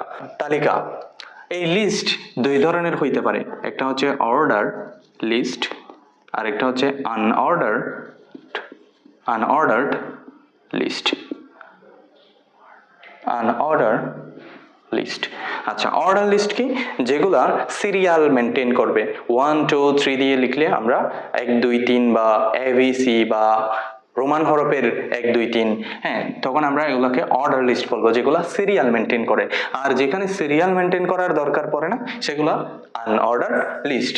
একটা এক্সাম্পল দিয়ে যদি লিখি, আমরা 1 যদি রাখি ফিজিক্স PHY, 2 যদি রাখি কেমিস্ট্রি, অর্থাৎ প্রথম ক্লাস ফিজিক্স, দ্বিতীয় ক্লাস কেমিস্ট্রি, তৃতীয় ক্লাস হচ্ছে বায়োলজি। এই এই এই লিস্টটা একটা অর্ডার মেনটেন করতেছে, 1 2 3। হ্যাঁ, আবার যদি এরকম লিখি, কি লেখা যায়? প্রথমে যদি আমরা টমেটো, হ্যাঁ, 2 নম্বরে যদি লিখি পটেটো, 3 নম্বরে যদি লিখি কি লিখবো? কি লেখা যায়? টমেটো, ম্যাঙ্গো লিখি, হ্যাঁ, ম্যাঙ্গো। আচ্ছা দেখো, এটা আমরা কি দিয়ে লিখছি? কোনো অর্ডার অনুযায়ী লিখছি না, আমরা একটা সার্কেল দিয়ে লিখছি। এখানে কোনো সিরিয়াল মেনটেন করে নাই, ম্যাঙ্গো, টমেটো, পটেটো। হ্যাঁ, আর এখানে দেখো 1 নম্বরে আছে ফিজিক্স, 2 নম্বরে কেমিস্ট্রি, 3 নম্বরে হচ্ছে বায়োলজি। আমরা নাম্বারিং করে দিছি, একটা অর্ডার আকারে দিছি, তাহলে এগুলা অর্ডার লিস্টের অন্তর্ভুক্ত, আর এগুলা আনঅর্ডার লিস্টের অন্তর্ভুক্ত। এখন অর্ডার লিস্টের ক্ষেত্রে 1 2 ছাড়াও কিন্তু আরো কয়েক ধরনের টাইপ আছে। হ্যাঁ, টাইপ গুলো একটু দেখে নিই। টাইপ হচ্ছে প্রথম তো 1 2 3 ডিফল্ট এটা। হ্যাঁ, এরপরে যদি আমরা লিখতে চাই ABC, সরি এখানে লিখি ABC, এটা একটা টাইপ। তারপর তুমি যদি লিখো ছোট হাতের A, ছোট হাতের B, ছোট হাতের C, এটাও একটা টাইপ। তারপর যদি লিখো রোমান হরফের 1 2 3, এগুলাও একটা টাইপ। হ্যাঁ, তাইলে অর্ডার লিস্টের কিন্তু অনেক ধরনের টাইপ আছে, আনঅর্ডার লিস্টের অনেক ধরনের কি আছে? টাইপ আছে। এখানে যেটা লিখছি সেই টাইপকে বলা হয় সার্কেল, ঠিক আছে? CIRCLE, circle. যদি সার্কেলটা এভাবে ভরাট করা থাকে তখন আমরা সেটাকে বলবো ডিস্ক। এই টাইপটার নাম কি? ডিস্ক। আরেকটা টাইপ আছে, সেটা হচ্ছে স্কয়ার, SQUARE, স্কয়ার। আচ্ছা, অর্ডার লিস্টের কিছু টাইপ আছে, আনঅর্ডার লিস্টের কিছু টাইপ আছে। এখন order list, unorder list. Order লিস্টের জন্য আমরা ট্যাগ ইউজ করব OL, আনঅর্ডার লিস্টের জন্য আমরা ট্যাগ ইউজ করব UL। এগুলো একটু মনে রাখো, ঠিক আছে? আর লিস্ট গুলা লেখার জন্য আমরা ইউজ করব LI, ঠিক আছে? আচ্ছা, তাইলে লিস্ট দুই প্রকার, অর্ডার, আনঅর্ডার। লিস্টের টাইপ অনেকগুলো আছে। অর্ডার লিস্টের 1 2 3 হইতে পারে ABC স্মল লেটার, এবং হচ্ছে রোমান হরফের 1 2 3 হইতে পারে। আনঅর্ডার লিস্টের ক্ষেত্রে সার্কেল হইতে পারে, ডিস্ক হইতে পারে, এবং স্কয়ার হইতে পারে। আচ্ছা, একটা লিস্ট আমি সলভ করে দেখাই। এই যে ফিজিক্স, কেমিস্ট্রি, বায়োলজি, এটা আমি সলভ করে দেখাই। তাহলে কিভাবে সলভ করব?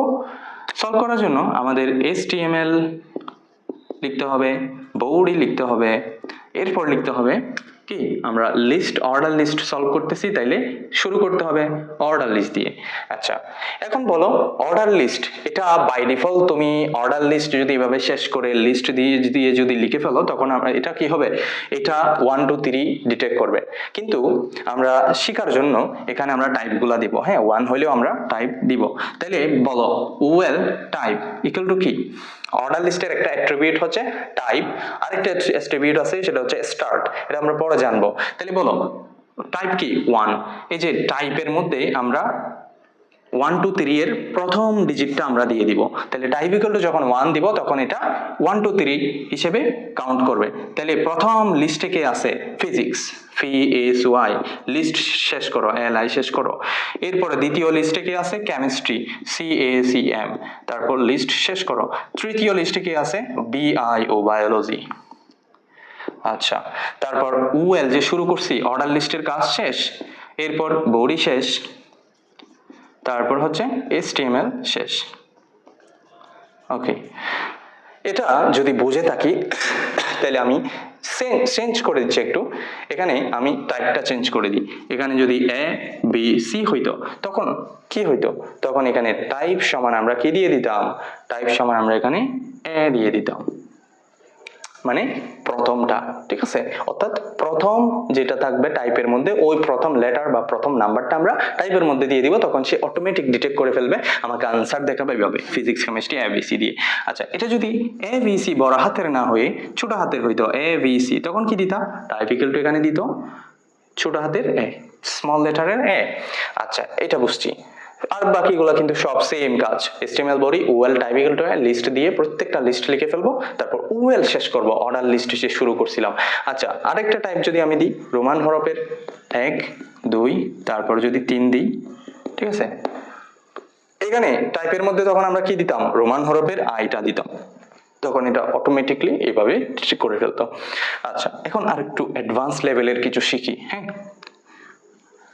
এই ফিজিক্স কেমিস্ট্রি বায়োলজি মনে করো এটা 4 থেকে শুরু হচ্ছে, 5 6। আচ্ছা, 4 5 6 বলো তো ভাইয়া এটার টাইপ কি? টাইপ তো আমরা জানি 1 2 3। হ্যাঁ, তাহলে টাইপটা আমরা লিখবো। টাইপ হচ্ছে 1, মানে নাম্বার হচ্ছে, নাম্বার দিয়ে যেহেতু করতেছি তাহলে আমরা 1ই দিব, কারণ প্রথমটা হচ্ছে 1। এখন একটু ঝামেলা হচ্ছে, এটা 1 থেকে শুরু হয় নাই, এটা শুরু হয়েছে 4 থেকে। তাইলে এই জায়গায় কিন্তু আরেকটা অ্যাট্রিবিউট হবে, সেটা কি? সেটা হচ্ছে start, START। Start equal to কত দিব? যেখান থেকে শুরু হয়েছে সেই নাম্বারটা দিব 4। তাহলে স্টার্ট ইকুয়াল টু আমরা দিব 4, ঠিক আছে? স্টার্ট ইকুয়াল টু 4 দিলাম, তাইলে আমাকে আনসার দেখাবে এটা। তাহলে টাইপ হচ্ছে 1, কিন্তু শুরু হয়েছে কত? 4 থেকে। এটা 4 5 6 যদি না হয়ে DEF হইতো, ঠিক আছে? DEF যদি হইতো তখন কি হইতো? তাইলে এখানে টাইপ কি ভাইয়া? টাইপ হচ্ছে কারণ এটা প্রথম লেটার হচ্ছে শুরু হয়েছে কত থেকে? D থেকে। তাহলে ABCD বলো কত নাম্বারে? 4 নাম্বারে। স্টার্ট 4, স্টার্ট আবার D হয় না, নাম্বার দিতে হবে। তুমি কত থেকে শুরু করতেছো সেটার নাম্বারটা গুণে দিবা। D কত নাম্বার গুণো? A হচ্ছে 1 নাম্বারে, B হচ্ছে 2 নাম্বারে, C হচ্ছে 3 নাম্বারে, D হচ্ছে 4 নাম্বারে। তাহলে স্টার্ট ইকুয়াল টু 4। এটা যদি DEF না হয়ে এভাবে হইতো 5 6 7 রোমান হরফের হইতো, ঠিক আছে? রোমান দিয়ে যদি লিখতো তখন কি লিখতাম? টাইপ ইকুয়াল টু দিতাম আমরা I, আর স্টার্ট ইকুয়াল টু কত দিতাম? 4 না দিয়ে দিতাম হচ্ছে 5, 4 না দিয়ে দিতাম 5। ওকে, আমি আশা করি অর্ডার লিস্টে যেগুলো আছে সেগুলো তুমি অটোমেটিক এখন বুঝছো, ঠিক আছে? এখন আমরা আনঅর্ডার লিস্ট দিব, আনঅর্ডার লিস্ট দেখবো কিছু। আচ্ছা, ফিজিক্স কেমিস্ট্রি দিয়েই দেখি, আমি এটা আর মুছতেছি না, আমি এটা আর, ঠিক আছে, যেভাবে আছে সেভাবে রাখতেছি। এখানে দেখতেছি আমরা সার্কেল দিয়ে দেখি, ঠিক আছে? এখন বলো, এখানে স্টার্ট থাকবে না, কারণ স্টার্ট হচ্ছে অর্ডার লিস্টে থাকে, টাইপ থাকবে শুধু। বলো, আমি কিছুক্ষণ আগে লিখে দিছিলাম বোর্ডে সার্কেল, এটা হচ্ছে কি? টাইপ হচ্ছে কি? Circle, CIRCLE, circle. ওকে, টাইপে গেল, বাকি সবগুলা ওকে থাকবে, ঠিক আছে? বাকি আমি একটা সিম্পল একটা লিস্ট দিয়ে দেখাচ্ছি সবগুলা লিস্টের অর্ডার লিস্ট, আনঅর্ডার লিস্ট। আচ্ছা, তাহলে ও থাকলে কি হবে? সরি, মানে এটা যদি এভাবে থাকে তাহলে সার্কেল দিয়ে শুরু করব, CIRCLE। আর যদি সার্কেল দিয়ে না থেকে যদি এভাবে থাকে, তখন আমরা কি দিয়ে শুরু করব? টাইপ ইকুয়াল টু কি দিব? সরি, টাইপ ইকুয়াল টু দিব ডিস্ক, DISC, ডিস্ক। আচ্ছা, যদি ডিস্ক না হয়ে যদি কি হইতো?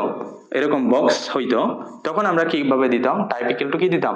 টাইপ ইকুয়াল টু দিতাম স্কয়ার, SQUAR। এগুলো একটু ভাইয়া সুন্দর করে মুখস্থ করে নাও, যাতে পরীক্ষার সময় না বলো।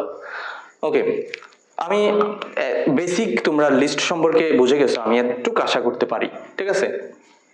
তাইলে অর্ডার লিস্ট, আনঅর্ডার লিস্ট সম্পর্কে আমাদের বেসিক ধারণাটুকু হয়ে গেছে। বেসিক না, মোটামুটি অনেক ভালো একটা ধারণা হয়েছে। তাইলে এখন অর্ডার লিস্ট, আনঅর্ডার লিস্ট আরো একটু অ্যাডভান্স লেভেলে শিখবো, যেটাকে বলে নেস্টেড লিস্ট, ঠিক আছে? নেস্টেড লিস্ট কিভাবে সলভ করবো সেটা দেখাবো এখন।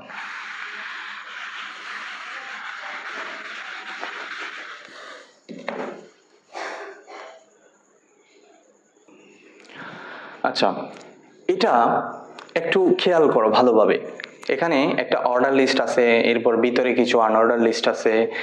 হ্যাঁ, এরকম যখন লিস্ট থাকবে তখন এই ধরনের লিস্টকে আমরা বলবো nested list. NESTED nested, LIST nested list. Nested list মানে কি? দেখো, একটা অর্ডার লিস্ট শুরু করছি, অর্ডার লিস্ট হচ্ছে সাবজেক্ট এবং ল্যাঙ্গুয়েজ দিয়ে। এই সাবজেক্ট যখন লিখতেছি প্রথম লিস্ট, তখন সাবজেক্ট এর ভিতরে আরেকটা আনঅর্ডার লিস্ট আছে। ল্যাঙ্গুয়েজ যখন লিখছি, ল্যাঙ্গুয়েজের ভিতরে একটা আনঅর্ডার লিস্ট আছে। যখন একটার ভিতরে আরেকটা লিস্ট থাকবে তখন তাকে আমরা বলি নেস্টেড লিস্ট। এখন এই নেস্টেড লিস্ট কিভাবে সলভ করে, এটা আমি খুব সহজে তোমাদের এটা সলভ করে দেখাবো। আমার সাথে সাথে এটা তোমরা খাতায় সলভ করো। এই দিকে একটু খেয়াল করো, 1 আর 2 এটা হচ্ছে অর্ডার লিস্ট, আর সাবজেক্ট ফিজিক্স কেমিস্ট্রি, সাবজেক্টের ভিতর হচ্ছে ফিজিক্স কেমিস্ট্রি বায়োলজি, ল্যাঙ্গুয়েজের ভিতর হচ্ছে ইংলিশ বাংলা ICT। এটা কিন্তু নর্মাল একটা লিস্ট না, এটা হচ্ছে নেস্টেড লিস্ট। তাহলে আমরা প্রথমে HTML দিয়ে শুরু করব বৌরি স্ট্রাকচারটা লেখার জন্য। তারপর দেখো, প্রথমে যেটা শুরু হয়েছে সেটা অর্ডার লিস্ট, তাই না? আচ্ছা, তাইলে আমরা শুরু করব হচ্ছে OL দিয়ে। ওকে, OL বলো টাইপ কি বলো তো? Type equal two 1। আচ্ছা, টাইপ ইকুয়াল টু 1। এখন প্রথম লিস্টে কে আছে? সাবজেক্ট। দ্বিতীয় লিস্টে আছে ল্যাঙ্গুয়েজ। এগুলো একটু পরে চিন্তা করব, আগে প্রথম লিস্টের কাজ করব। হ্যাঁ, প্রথম লিস্টের কাজ করব। এরপর দেখো, OL টাইপ ইকুয়াল টু 1 দিলাম। প্রথম লিস্টে কে আছে? প্রথম লিস্টে আছে সাবজেক্ট, SUB। আচ্ছা, এখন সাবজেক্টের ভিতরে কিন্তু কিছু আনঅর্ডার লিস্ট আছে। আমি যদি এখানে সাবজেক্টটা শেষ করে দিই, ঠিক আছে, সাবজেক্টের লিস্টটা শেষ করে দিই, তখন আর এগুলা এই জায়গায় দেখাবে না। যখন আমরা সাবজেক্টের লিস্ট শেষ করে দিব কাজ, তখন যদি এগুলার কাজ করি পরবর্তীতে, তখন এগুলা এই যে সাবজেক্টের নিচ বরাবর আসবে। আমরা এভাবে চাই না, আমরা চাই ওরা আমাকে প্রশ্নে যেভাবে দিছে সেভাবেই করি। তাহলে সাবজেক্ট যখন লিস্ট দিয়ে লিখবো, আমরা শেষ করব না লিস্ট। কেন? কারণ সাবজেক্টের নিচে আরো কিছু আনঅর্ডার লিস্ট আছে। তাহলে সাবজেক্টের লিস্ট এখানে শেষ না করে এই জায়গা থেকে আমি আনঅর্ডার লিস্ট শুরু করব। UL টাইপ ইকুয়াল টু কত? টাইপ ইকুয়াল টু হচ্ছে ডিস্ক, DISK, ডিস্ক। ওকে, এখন বলো, এখন এই আনঅর্ডার লিস্টে কে কে আছে সেগুলো লিখবো। প্রথম লিস্টে আছে ফিজিক্স, PHY। দ্বিতীয় লিস্ট আছে কেমিস্ট্রি, CHEM। তৃতীয় লিস্টে আছে কি? Biology, BIO। আচ্ছা, এখন বলো তো, এই লিস্টের কাজ শেষ না? Unorder list. তাহলে আনঅর্ডার লিস্টের কাজটা আমি শেষ করে দিব। বলো সাবজেক্টের কাজ এখন শেষ কিনা? সাবজেক্টের কাজ কিন্তু এখন সম্পূর্ণ হয়েছে। এই যে সাবজেক্টের লিস্ট শুরু করছিলাম, এই লিস্টটা এখানে শেষ হবে। ঠিক আছে, তাহলে সাবজেক্টের লিস্টটা এই বরাবর শেষ হবে। এরপরে দ্বিতীয় লিস্ট, যে অর্ডার লিস্টের ভিতর প্রথম লিস্টে আছে সাবজেক্ট। এই যে সাবজেক্টের ভিতর কিছু আনঅর্ডার লিস্ট ছিল, সেজন্য আমি এখানে সাবজেক্টের লিস্টটা শেষ না করে আনঅর্ডার লিস্টের কাজ করে এই যে সাবজেক্টের লিস্টটা শেষ করতেছি। এরপর প্রথম লিস্টে সাবজেক্ট লিখছিলাম, দ্বিতীয় লিস্টে কে থাকবে এখন? Language, LANGUAGE, language.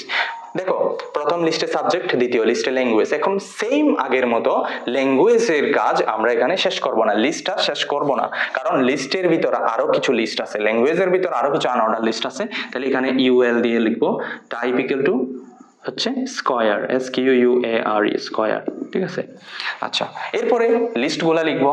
প্রথম লিস্টে আছে হচ্ছে ইংলিশ, ENG, লিস্ট শেষ করব। দ্বিতীয় লিস্টে কি আছে? বাংলা, লিস্ট শেষ করব। তৃতীয় লিস্টে কি আছে? ICT, লিস্ট শেষ করব। এরপর UL এর কাজ শেষ। UL অর্থাৎ এই UL এর কাজ শেষ। এখন ল্যাঙ্গুয়েজের লিস্ট শুরু করছিলাম, হ্যাঁ, ল্যাঙ্গুয়েজের লিস্ট শুরু করছিলাম, ল্যাঙ্গুয়েজের কাজও শেষ। আচ্ছা, এখন এই অর্ডার লিস্টে সাবজেক্ট এবং ল্যাঙ্গুয়েজের কাজ শেষ, সাবজেক্ট এবং ল্যাঙ্গুয়েজের কাজ শেষ। তাহলে অর্ডার লিস্টের কাজও শেষ, তাহলে UL ও শেষ করে দিব। এরপর বডি শেষ, তারপর HTML শেষ। আশা করি এটা তোমরা দুইবার দেখো, দুইবার দেখলে এই বিষয়টা ক্লিয়ার হয়ে যাবে। এই আনঅর্ডার লিস্ট, নেস্টেড লিস্ট অনেক রকম হইতে পারে। আমি তোমাদের একটা কাজ দিচ্ছি, হ্যাঁ, তোমরা সলভ করবো, এটা নিজে হোমওয়ার্ক, এটা নিজে সলভ করবো, এটা আমি করে দেব না। তাইলে এটা 1-এ রাখবো হচ্ছে ফ্রুট, হ্যাঁ, তারপর এখানে থাকবে ম্যাঙ্গো, এখানে থাকবে বানানা, আর এখানে থাকবে অ্যাপল।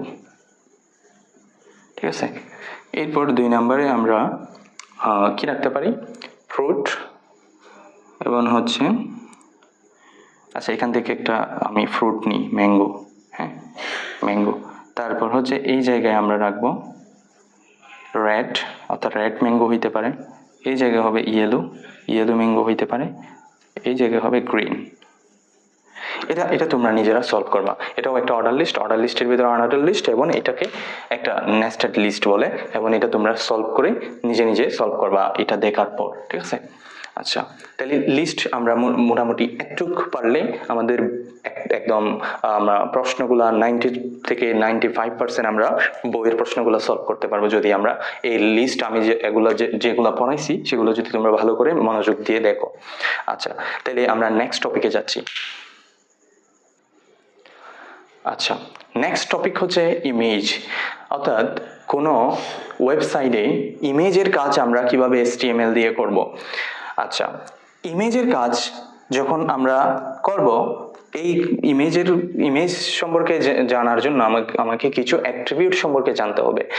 ইমেজ এর কিছু অ্যাট্রিবিউট আছে, একটা হচ্ছে SRC অ্যাট্রিবিউট, উইথ মানে প্রস্থ, একটা ইমেজের কত প্রস্থ, হাইট কত দৈর্ঘ্য, অল্টারনেটিভ কি।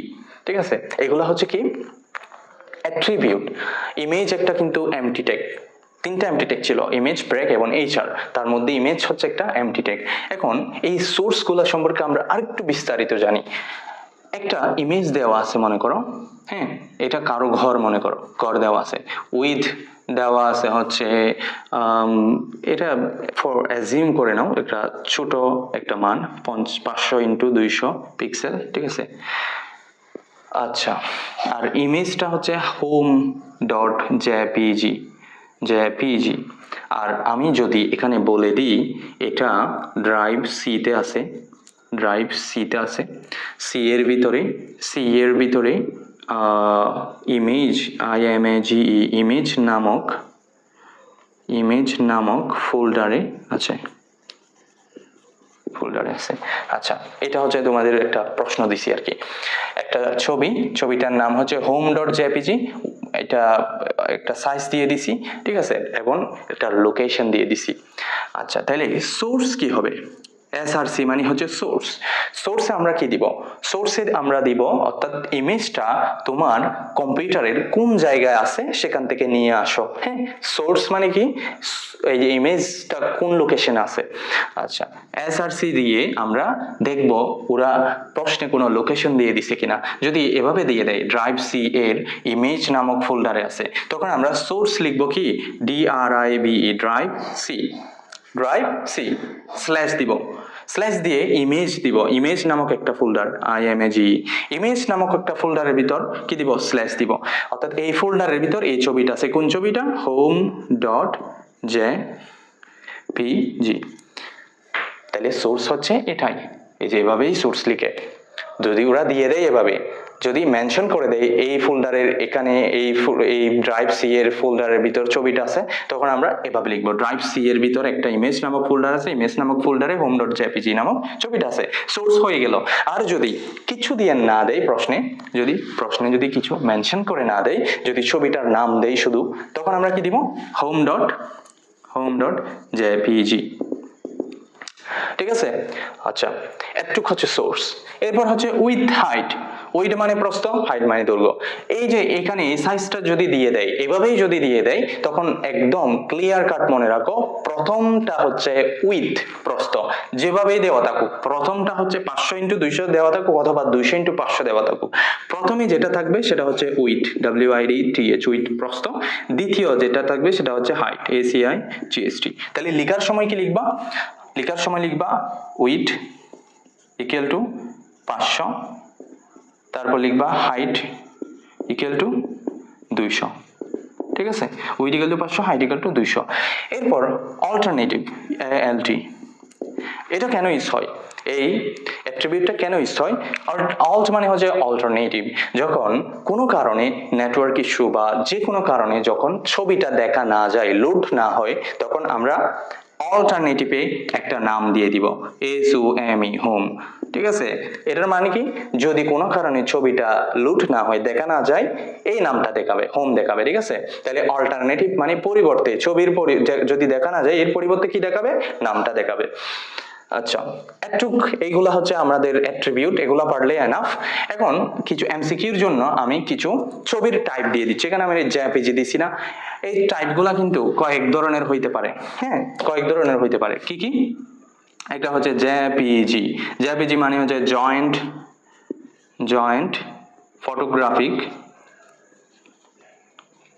PHIC group, GROUP group, joint photographic group. আরেকটা হইতে পারে জেপিইজি, জয়েন্ট ফটোগ্রাফিক, সেম এটার মতো, ফটোগ্রাফিক এক্সপার্ট গ্রুপ। এক্সপার্ট, শুধু এর জন্য এক্সপার্টটা হবে, আর বাকিগুলা সেম থাকবে। ঠিক আছে, এরপর 3 নম্বরে যে PNG হইতে পারে, PNG পোর্টেবল নেটওয়ার্ক গ্রাফিক, বা একটু দেখে নিও এটা আমারটা ঠিক আছে কিনা। Portable network graphic. ঠিক আছে, আচ্ছা, JPEG joint photographic expert group, তারপর জেপিজি জয়েন্ট, এগুলো এমসিকিউ এর জন্য দিচ্ছি। ফুল মিনিং গুলা, অ্যাব্রিভিয়েশন গুলো এমসিকিউ তে আসতে পারে। আচ্ছা, এই তিনটা একটু লিখে নাও। এই তিনটা হচ্ছে ছবির টাইপ। ছবির টাইপ গুলা তোমাদের প্রশ্নে দিয়ে দিবে। আচ্ছা, এখন প্রশ্ন কিভাবে আসবে এবং সলভ কিভাবে করব সেটা আমি একটা প্রশ্ন সলভের মাধ্যমে দেখাচ্ছি। এগুলো আমি একটু ক্লিন করে ফেলতেছি। একটা ছবি মনে করো, একটা ফুল আঁকি। ঠিক আছে, একটা ফুল আঁকতেছি। এই যে এই ফুলটা হচ্ছে flower, FLOWER, flower dot JPG. তারপর এখানে লিখি ফ্লাওয়ার ডট জেপিজি। তারপর হচ্ছে 30x25 পিক্সেল। অল্টে হচ্ছে আমরা ফুলটার নাম দিয়ে দিব, FLOWER, ফ্লাওয়ার। এটা হচ্ছে প্রশ্ন তোমাদের। যদি বলে এই ছবিটা ইমেজের জন্য HTML কোড লিখো, তাহলে কিভাবে লিখবো? HTML, তারপর হচ্ছে বডি, হ্যাঁ বডি, এরপরে কি লিখবো? ইমেজ ট্যাগ শুরু করবো, IMG। ওকে, এখন ইমেজ থেকে আমি তোমাদেরকে 4টা অ্যাট্রিবিউট পড়াইছিলাম, 4টা। প্রথম অ্যাট্রিবিউটের নাম হচ্ছে source, SRC। Source equal to কি লিখবো? Flower dot JPG. যেহেতু এখানে কিছু মেনশন করে দেয় নাই, তাহলে আমি লিখে দিব সরাসরি ফ্লাওয়ার ডট জেপিজি। ঠিক আছে, ফ্লাওয়ার ডট জেপিজি হচ্ছে সার্সি। এরপর হচ্ছে উইথ, হ্যাঁ এখানে কোনো কমা টমা দিব না, যদি জায়গা থাকে এখানেই লিখে দিবা। আমি পরের লাইনে লিখতেছি, যেহেতু এখানে প্রথমটা হচ্ছে 30, আমি বলেছিলাম প্রথমটাকে সবসময় উইথ হিসেবে ধরে নিতে। ঠিক আছে, WIDTH, উইথ হচ্ছে 30। এরপর হাইট, ACIGST, হাইট হচ্ছে 25। ঠিক আছে, এরপর অল থেকে দিয়ে দিব, ফ্লাওয়ার দিয়ে দিব, তাহলে ALT equal to FLOWER, flower. Okay, image দেখো, এখানে ইমেজের যেহেতু এটা হচ্ছে এমটি ট্যাগ, তাহলে শুধুমাত্র ওপেনিং ট্যাগ আছে। এতটুকুতে আমাদের কাজ শেষ। এরপর বডি শেষ করব, তারপর HTML শেষ করব। এটা আশা করি বুঝছো। এখানে কোনো কঠিন জিনিস নাই, শুধুমাত্র অ্যাট্রিবিউট 4টা পড়বা, SRC, উইথ, হাইট এবং হচ্ছে ALT, আর বাকিগুলো হচ্ছে এভাবেই সলভ করবা। এটা হচ্ছে ইমেজ। এখন আমরা পরবর্তীতে হাইপার লিঙ্ক সম্পর্কে জানবো।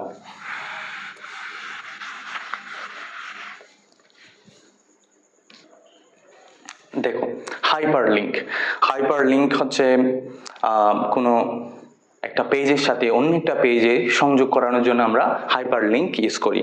আচ্ছা, এখন হাইপার লিঙ্ক 2 প্রকারের হয়। ঠিক আছে, হাইপার লিঙ্ক হচ্ছে এক্সটার্নাল হয়, আর একটা হচ্ছে ইন্টারনাল হয়, ইন্টারনাল,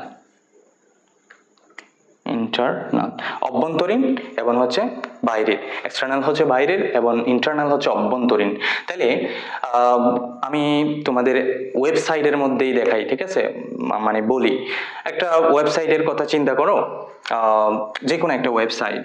ঠিক আছে, মনে করো আমরা দারাজে গেলাম, হ্যাঁ দারাজে গেলাম, দারাজে গিয়ে তাদের বিভিন্ন প্রোডাক্ট সম্পর্কে জানতে চাচ্ছি, আমরা স্মার্টফোন মোবাইল সম্পর্কে জানবো, পিসি ল্যাপটপ, আমি যদি ল্যাপটপ কিনতে চাই তাহলে ল্যাপটপ নিব, ল্যাপটপ পেজ দেখব, তারপর যদি অন্য কিছু নিতে চাই তাহলে অন্য কিছু দেখব। আচ্ছা, এখন এই একটা ওয়েবসাইট দেখো, এই একটা ওয়েবসাইটে দুইটা কি আছে, অনেক পেজ আছে, আমি দুইটা দিয়ে দেখাচ্ছি, একটা হচ্ছে মোবাইল, একটা হচ্ছে ল্যাপটপ। যদি আমি মোবাইলে ক্লিক করি, মোবাইল ফোনে ক্লিক করি, তখন আমাকে মোবাইলের পেজে নিয়ে যাবে এবং আমাকে মোবাইল সম্পর্কে বিস্তারিত দেখাবে, অনেকগুলো মোবাইলের মডেল দেখাবে। যদি আমি ল্যাপটপের পেজে ক্লিক করি তখন আমাকে ল্যাপটপের জগতে নিয়ে যাবে। এখন কিভাবে নিয়ে যাচ্ছে? লিংকের মাধ্যমে দিয়ে নিয়ে যাচ্ছে। এই যে মোবাইল ওয়ার্ডটাতে একটা লিংক ক্রিয়েট করে দিছে ওই মোবাইল পেজের সাথে। যখন আমি মোবাইলে যদি আমি ক্লিক করি তখন আমাকে ওই পেজে নিয়ে যাচ্ছে। সো দেখো, যখন মোবাইলে ক্লিক করতেছি আমাকে মোবাইলের পেজে নিয়ে যাচ্ছে, এবং যখন ল্যাপটপে ক্লিক করতেছি ল্যাপটপের পেজে নিয়ে যাচ্ছে। কিভাবে নিয়ে যাচ্ছে? ওই ল্যাপটপের পেজের সাথে এখানে একটা লিংক ক্রিয়েট করে দিছে, যখনই আমি ক্লিক করতেছি তখন আমাকে ওই পেজে নিয়ে যাচ্ছে। এখন দারাজ একটা ওয়েবসাইট, এই ওয়েবসাইটে অনেকগুলা পেজ আছে, এবং এই পেজে একটি ওয়েবসাইটের বিভিন্ন পেজের মধ্যে যে সংযোগ, সেম ওয়েবসাইট, এই যে দারাজ ওয়েবসাইট অনেকগুলা পেজ আছে, এই অনেকগুলা পেজের মধ্যে যে সংযোগ সেটাকে বলা হয় ইন্টারনাল, অভ্যন্তরীণ সংযোগ। ঠিক আছে, মোবাইলে যখন ক্লিক করতেছি মোবাইল ফোনের পেজে নিয়ে যাচ্ছে, কিন্তু দারাজ ওয়েবসাইটের ভিতরেই তো আছে, তাই না? দারাজ ওয়েবসাইটের বাইরে তো চলে যায় নাই। যদি বাইরে চলে না যায়, ভিতরেই থাকে, তখন সেটাকে ইন্টারনাল হাইপারলিংক বলবো। আর এক্সটার্নাল কি? এক্সটার্নালটা বোঝার জন্য আমি এখানে একটা লিংক ক্রিয়েট করতেছি facebook.com দিয়ে, facebook.com। আচ্ছা, ফেসবুক দিছি মনে করো, .com না, ফেসবুক। অনেক ওয়েবসাইটের নিচে গিয়ে দেখবা অনেকগুলা লিংক দেওয়া আছে, ফেসবুকের, ইউটিউবের এবং হচ্ছে টুইটারের। যখন তুমি ফেসবুকে ক্লিক করতেছো, ফেসবুক লোগোটা বা নামটাতে ক্লিক করতেছো, তখন তোমাকে এই দারাজ পেজ থেকে বাইরে করে দিবে, হ্যাঁ, আউট করে দিবে। ফেসবুকে যখন ক্লিক করবা তখন তুমি অন্য একটা ওয়েবসাইটে চলে যাবা, ফেসবুকের ওয়েবসাইট, তখন তুমি দারাজ ছাড়া অন্য একটা ওয়েবসাইটে চলে গেছো। তাইলে এখানে ফেসবুকে তুমি চলে গেছো, ফেসবুকে ক্লিক করার সাথে সাথে এই যে ফেসবুক ওয়েব নামক ওয়েবসাইটে চলে গেছো। তাইলে তুমি কি আর দারাজ ওয়েবসাইটে আসো না, তুমি এখন ফেসবুকে চলে গেছো। তাইলে দুইটা ভিন্ন ওয়েবসাইটের সাথে লিংক ক্রিয়েট করে দিছে। ওই ফেসবুকের সাথে কার লিংক করছে? এই যে এখানে ফেসবুক নামটা দিয়ে এই ওয়েবসাইটের সাথে লিংক করে দিছে। দুটি ভিন্ন ওয়েবসাইটের সাথে যখন সংযোগ করা হয় তখন তাকে আমরা বলি এক্সটার্নাল। তখন যে লিংকটা ইউজ করা হয় তখন সেটাকে বলে এক্সটার্নাল হাইপারলিংক।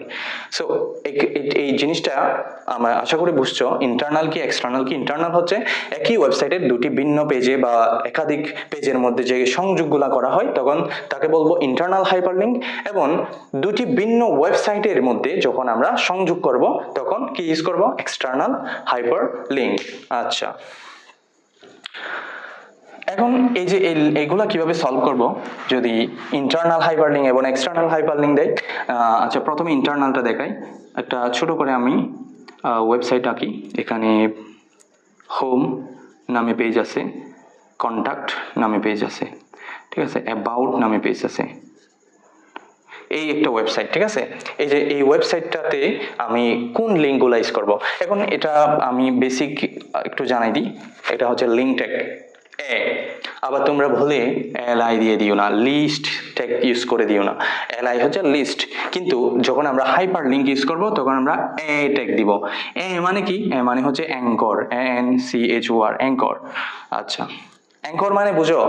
নোঙর চিনো তোমরা? নোঙর, তখন যখন নৌকায় চড়তাম তখন হচ্ছে একটা বড় কাঁকড়ার মতো নোঙর হচ্ছে পাড়ের মধ্যে আটকাই দিত। কেন দিত? কারণ যাতে নৌকাটা পানিতে বেশি বেশি অন্য কোথাও চলে না যাইতে পারে। পাড়ের সাথে সংযোগ করার জন্য ওই নোঙরটা ইউজ করত। হ্যাঁ, ওখান থেকে সংযোগ, নোঙর কেন ইউজ করা হয়? সংযোগ করার জন্য। ওই যে ওই জিনিসটা থেকে এটা আসছে, লিঙ্ক, সংযোগ, অ্যাঙ্কেল লিঙ্ক। তাহলে অ্যাঙ্কর থেকে আসছে লিঙ্ক। ওকে, আচ্ছা, তাহলে এটা যদি সলভ করি, একটা ওয়েবসাইটে কি কি পেজ আছে? Home, contact, about. তখন আমরা কি দিব? HTML দিয়ে শুরু করব, তারপর বডি দিব, এরপর দিব হচ্ছে আমরা কি ট্যাগ দিচ্ছি, এ ট্যাগ। হ্যাঁ, এ ট্যাগ মানে কি, অ্যাঙ্কর ট্যাগ। ওকে, এ ট্যাগ দিয়ে শুরু করতেছি। তাহলে এ ট্যাগের একটা অ্যাট্রিবিউট আছে, এ ট্যাগের অ্যাট্রিবিউট হচ্ছে href। এখন তোমরা বলতে পারো href মানে কি, হাইপারলিংক রেফারেন্স, হাইপারলিংক রেফারেন্স,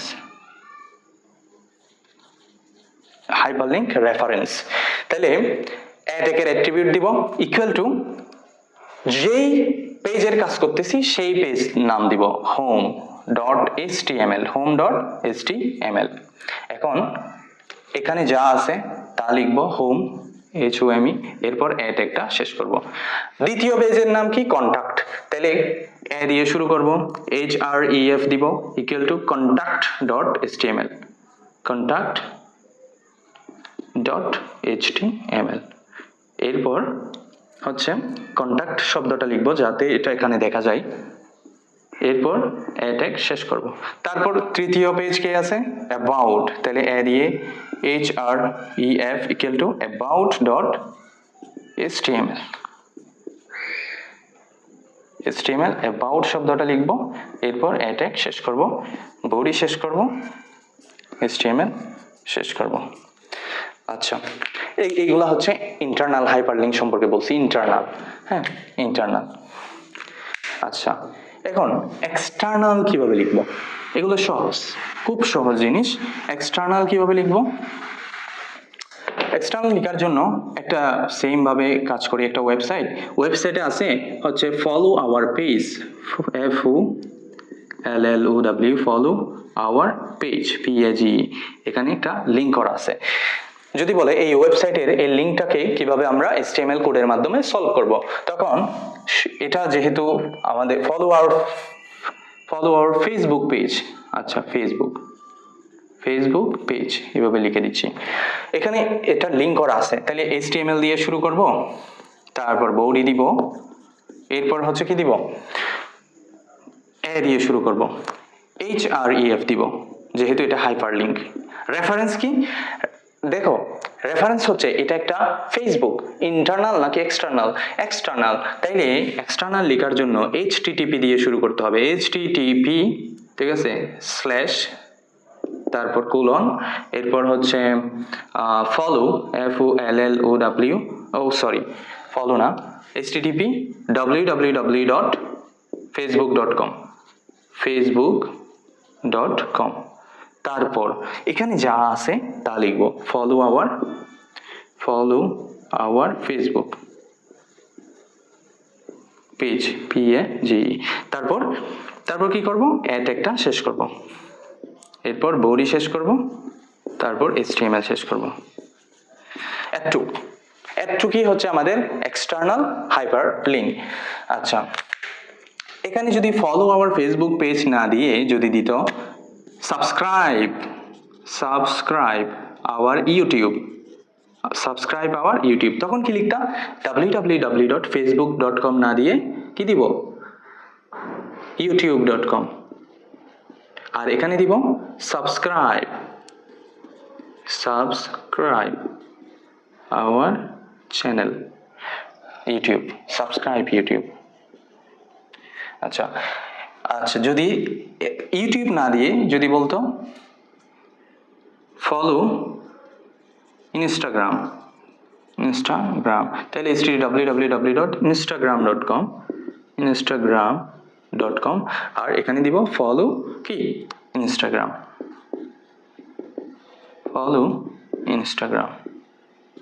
ওকে,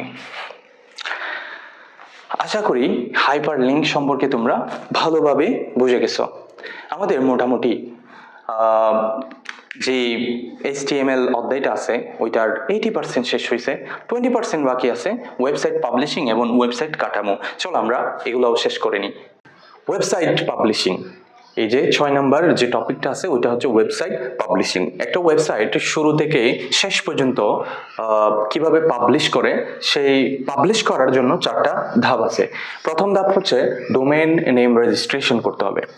আচ্ছা, দ্বিতীয় ধাপ হচ্ছে web page design, web hosting এবং SEO করা।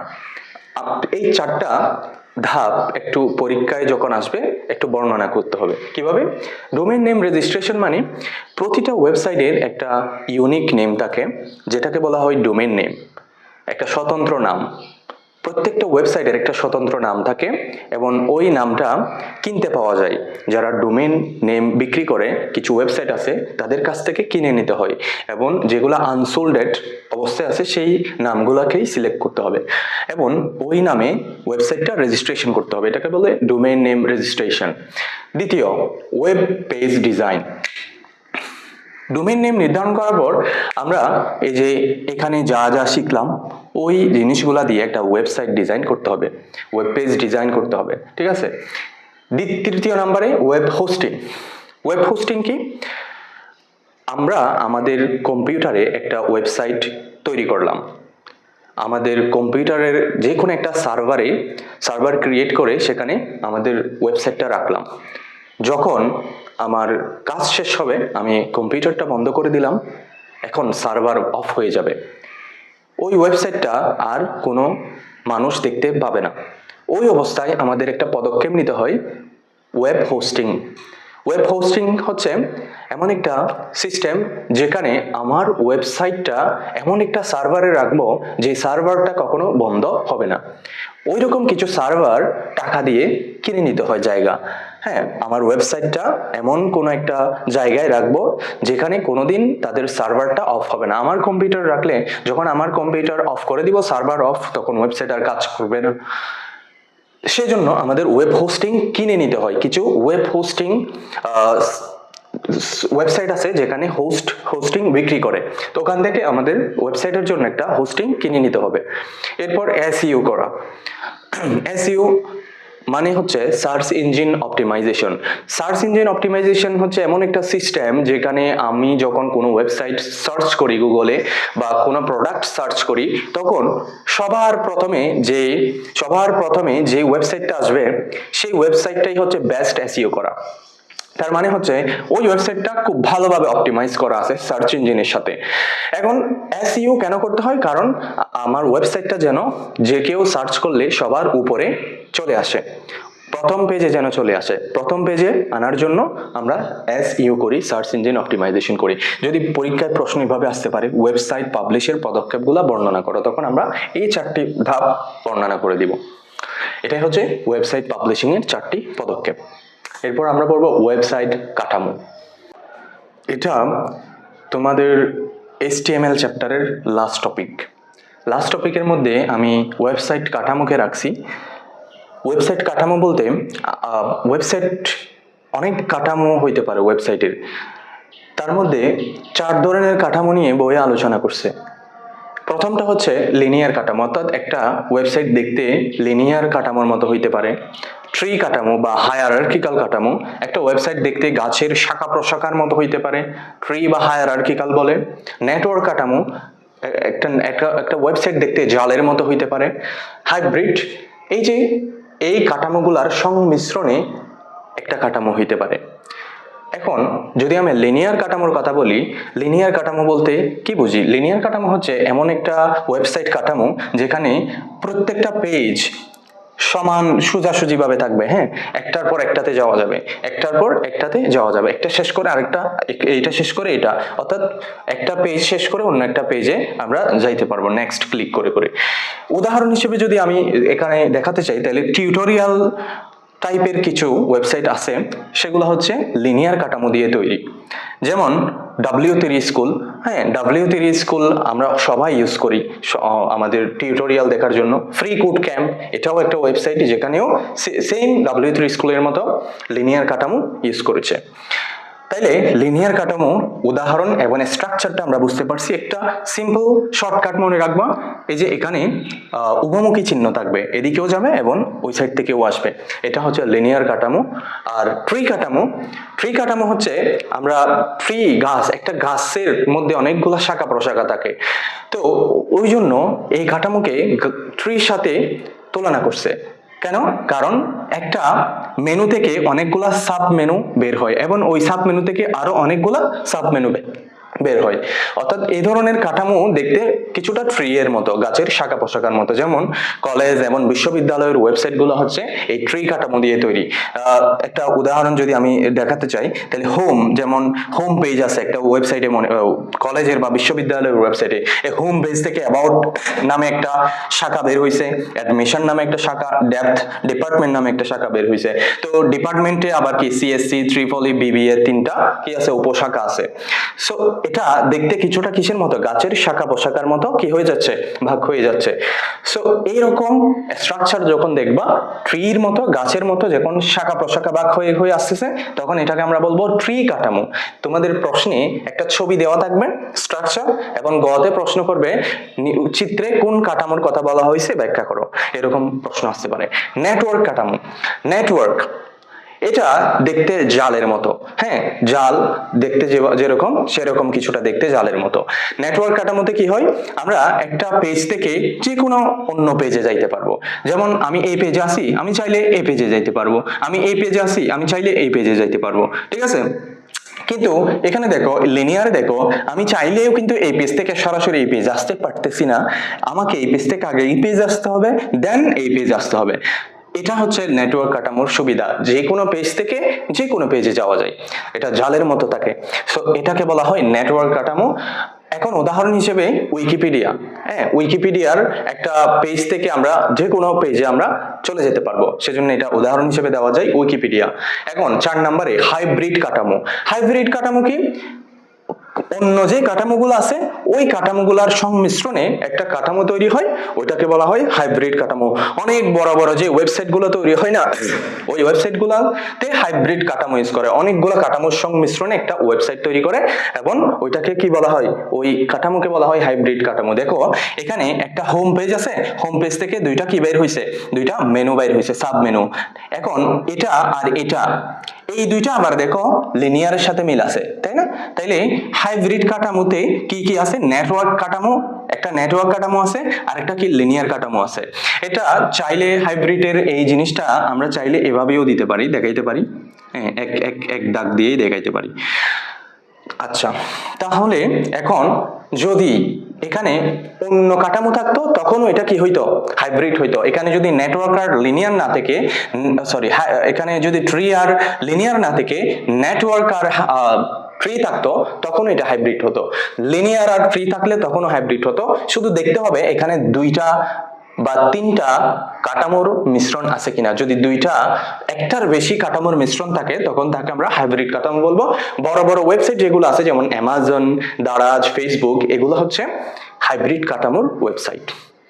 সো আমাদের লাস্ট টপিক ওয়েবসাইট কাঠামো পড়া শেষ। এখন আমি একটা প্রশ্ন বোর্ডে আঁকবো, ওইটা হচ্ছে একটা টেবল। ওই টেবলটা মধ্যে এতক্ষণ পর্যন্ত আমি যা যা পড়াইছি সব কিছু থাকবে, সব ট্যাগের ইউজ থাকবে, এবং ওই একটা টেবল যদি তোমরা আমার সাথে সাথে সলভ করতে পারো তাইলে তোমার HTML অধ্যায়ে আর কোনো, ঠিক আছে, এটা টেবিল দেখতে পাচ্ছ, এই টেবিলটা যদি আমরা সলভ করতে পারি তাহলে আমি প্রিভিয়াস যতগুলা ট্যাগ সম্পর্কে আলোচনা করেছিলাম, যে টপিকগুলো আলোচনা করেছিলাম, সবগুলা টপিক কিন্তু এই একটা টেবিলের মধ্যে আছে। এখানে লিস্ট ট্যাগ দেখতে পাচ্ছ, এখানে ইমেজ ট্যাগ আছে, এখানে লিঙ্ক ট্যাগ আছে, এবং বেসিক কিছু ট্যাগ আছে, এবং টেবিল ট্যাগ তো আছেই। সো এই একটা টেবিল যদি আমরা সলভ করতে পারি তাহলে আমাদের সবগুলা টপিক কভার হয়ে যাবে। আমি এই জন্য এই টেবিলটা এখানে রাখছি এবং সলভ করাই দিব, যেন তোমাদের আর কোনো ট্যাগ সম্পর্কে কনফিউশন তৈরি না হয়। তাহলে আমরা HTML বডি দিয়ে শুরু করব, এবং টেবিল যেহেতু করতেছি টেবিল বর্ডার ইকুয়াল টু 1 দিব, এবং রো এর কাজ শুরু করব। আমার এখানে একটু জায়গা কম তাই আমি এদিক থেকে লিখতেছি, TR দিয়ে শুরু করব। TR দিয়ে শুরু করার পর প্রথম রোয়ে কোন কোন ডেটা আছে সেগুলো আমরা লিখে ফেলবো। প্রথম রোতে আছে, দেখো আমরা প্রথম রোতে আছে এই যে A আছে, তারপর একটা লিস্ট আছে, তারপর D আছে। তাহলে প্রথম রো এর ডাটাগুলো আমরা লিখে ফেলবো, A, লিস্ট এবং D। ওকে, তাহলে TD দিয়ে এখানে A যেহেতু অ্যালাইন সেন্টারে আছে, তাইলে অ্যালাইন ইকুয়াল টু আমরা সেন্টার দিয়ে দিব। এরপর এটা দিয়ে টিডি শেষ করে দিব। দ্বিতীয় টিডি থেকে আছে একটা লিস্ট ট্যাগ। ওকে, টিডি দিলাম। এখন টিডি দিলাম, ঠিক আছে, কিন্তু এখন এটা দেখতেছি রো বরাবর লম্বা গড়। হ্যাঁ, রো বরাবর যদি লম্বা হয় তাইলে এখানে কল স্প্যান হবে। কল স্প্যান কত হবে? এই যে এই দাগটা যদি উপরে তুলে দিই তাহলে দুইটা গড় হবে। এখন দুইটা গড়ের জন্য আমরা কি দিব? রো বরাবর লম্বা, লম্বার জন্য call span, COLSPAN, call span equal to, call span equal to হবে 2, যেহেতু দুইটা স্প্যান হচ্ছে। এখন এখানে কি আছে? লিস্ট আছে। সো আমরা এখানে লিস্ট ট্যাগের কাজ শুরু করব, ঠিক আছে। এটা যেহেতু আনঅর্ডার লিস্ট, তাহলে UL type equal two, UL type equal two কি দিব? টাইপ ইকুয়াল টু দিব এটা স্কয়ার, SQUARE, স্কয়ার, স্কয়ার দিব। এবং আমরা লিস্টের কাজ শুরু করব। লিস্ট, প্রথম লিস্টে কি আছে? SPORTS, sports. এটা একটা নেস্টেড লিস্ট, সেজন্য আমরা লিস্ট দিয়ে স্পোর্ট লিখে লিস্ট শেষ করে দিতে পারবো না। কেন? কারণ স্পোর্টসের ভিতর আরো কিছু কাজ বাকি আছে। স্পোর্টসের ভিতর কিছু অর্ডার লিস্ট আছে, ক্রিকেট এবং ফুটবল। সো ক্রিকেট এবং ফুটবলের অর্ডার লিস্টের কাজটা শেষ করে আমি স্পোর্টের কাজ শেষ করতে পারবো। তাই এখানে আমি লিস্টের কাজ শেষ করব না। এখান থেকে আবার আমরা OL টাইপ দিব, TYPE টাইপ ইকুয়াল টু দিব, OL টাইপ ইকুয়াল টু কি? 1। এরপর প্রথম লিস্টে আছে ক্রিকেট, CRICKET, ক্রিকেট, লিস্ট শেষ। দ্বিতীয় লিস্টে আছে ফুটবল, FWTBAL, লিস্ট শেষ করব।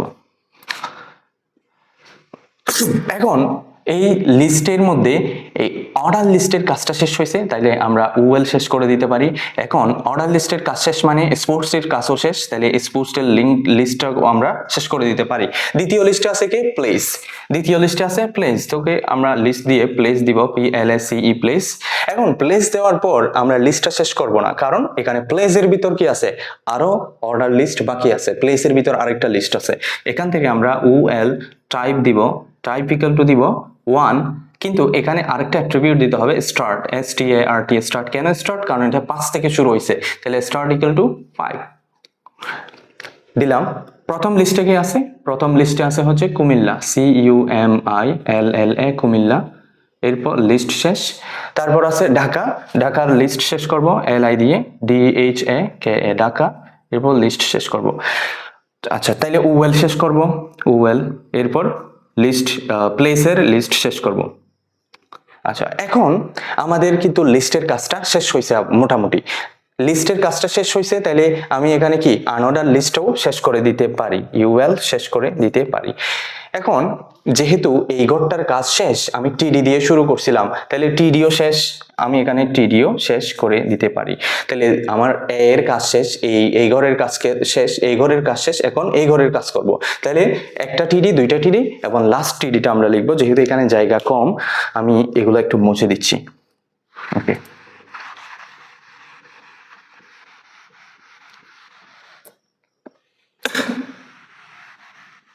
তাহলে আমরা লাস্ট TD লিখবো। লাস্টের TD কি? D। তাহলে TD দিয়ে আমি এখানে এই ডিটা কোন জায়গায় আছে? এটা মাঝখানে আছে নাকি ডানে আছে নাকি বামে আছে? তাহলে যেহেতু এটা লেফটে আছে, তাহলে এটা আমরা TD অ্যালাইন দিয়ে, অ্যালাইন ইকুয়াল টু লিখবো লেফট, LEFT, লেফট।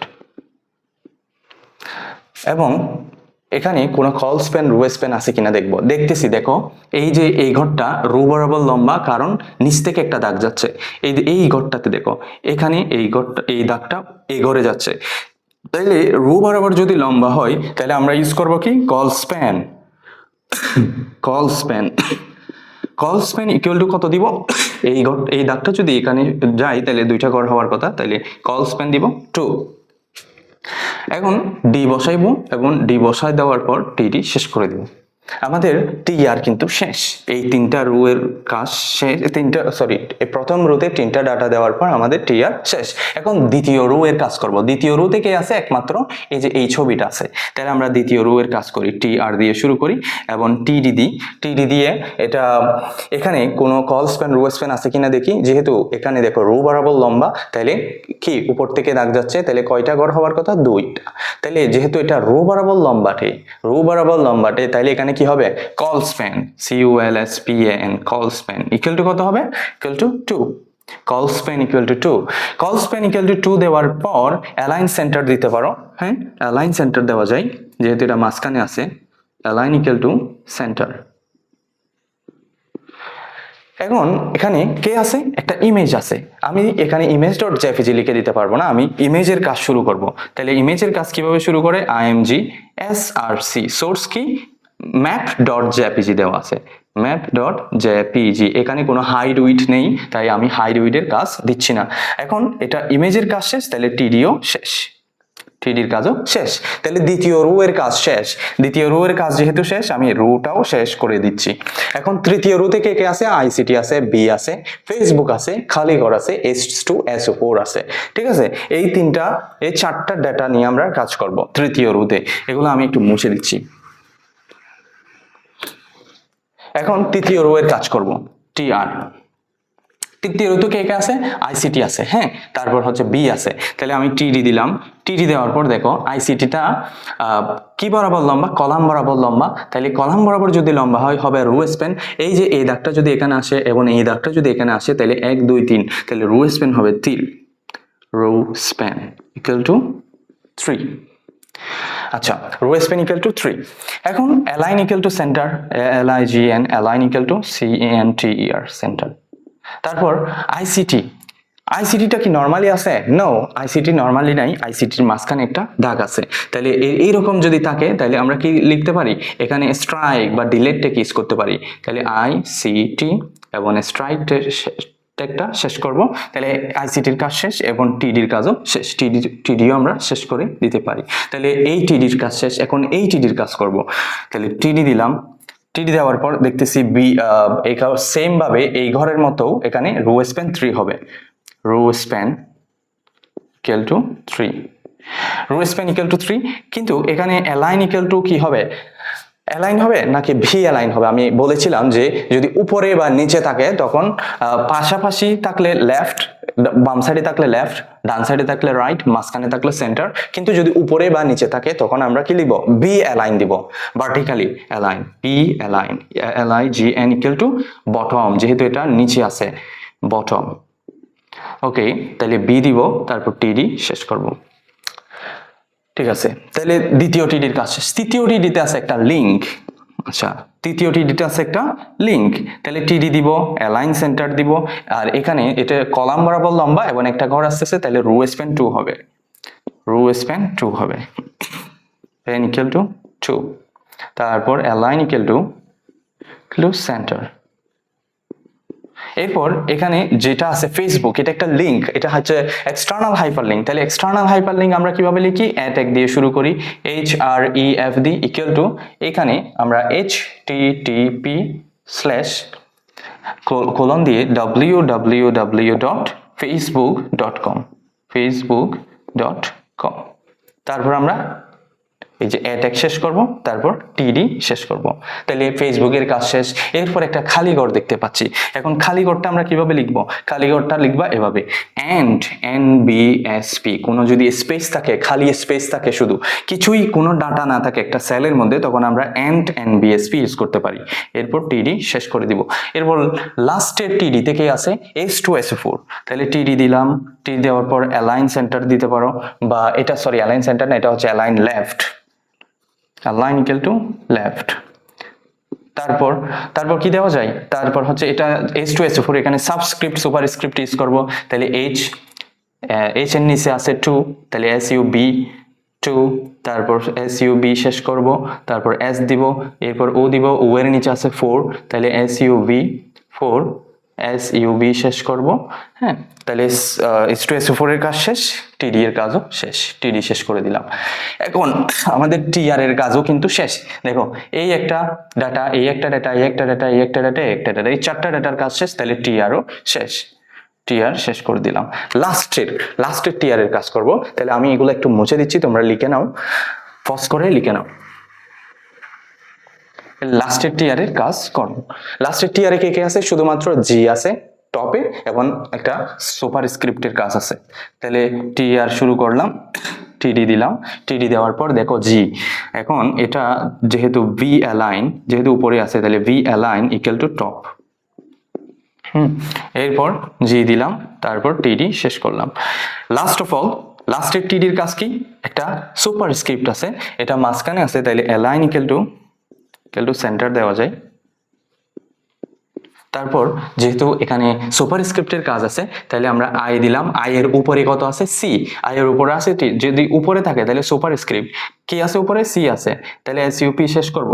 এবং এই যে সি এর উপরে আছে আবার টি, তাহলে এই সি এর উপরে আমরা আবার সুপার স্ক্রিপ্টের কাজ শুরু করব, তারপর টি দিব, তারপর সুপার স্ক্রিপ্ট শেষ করব।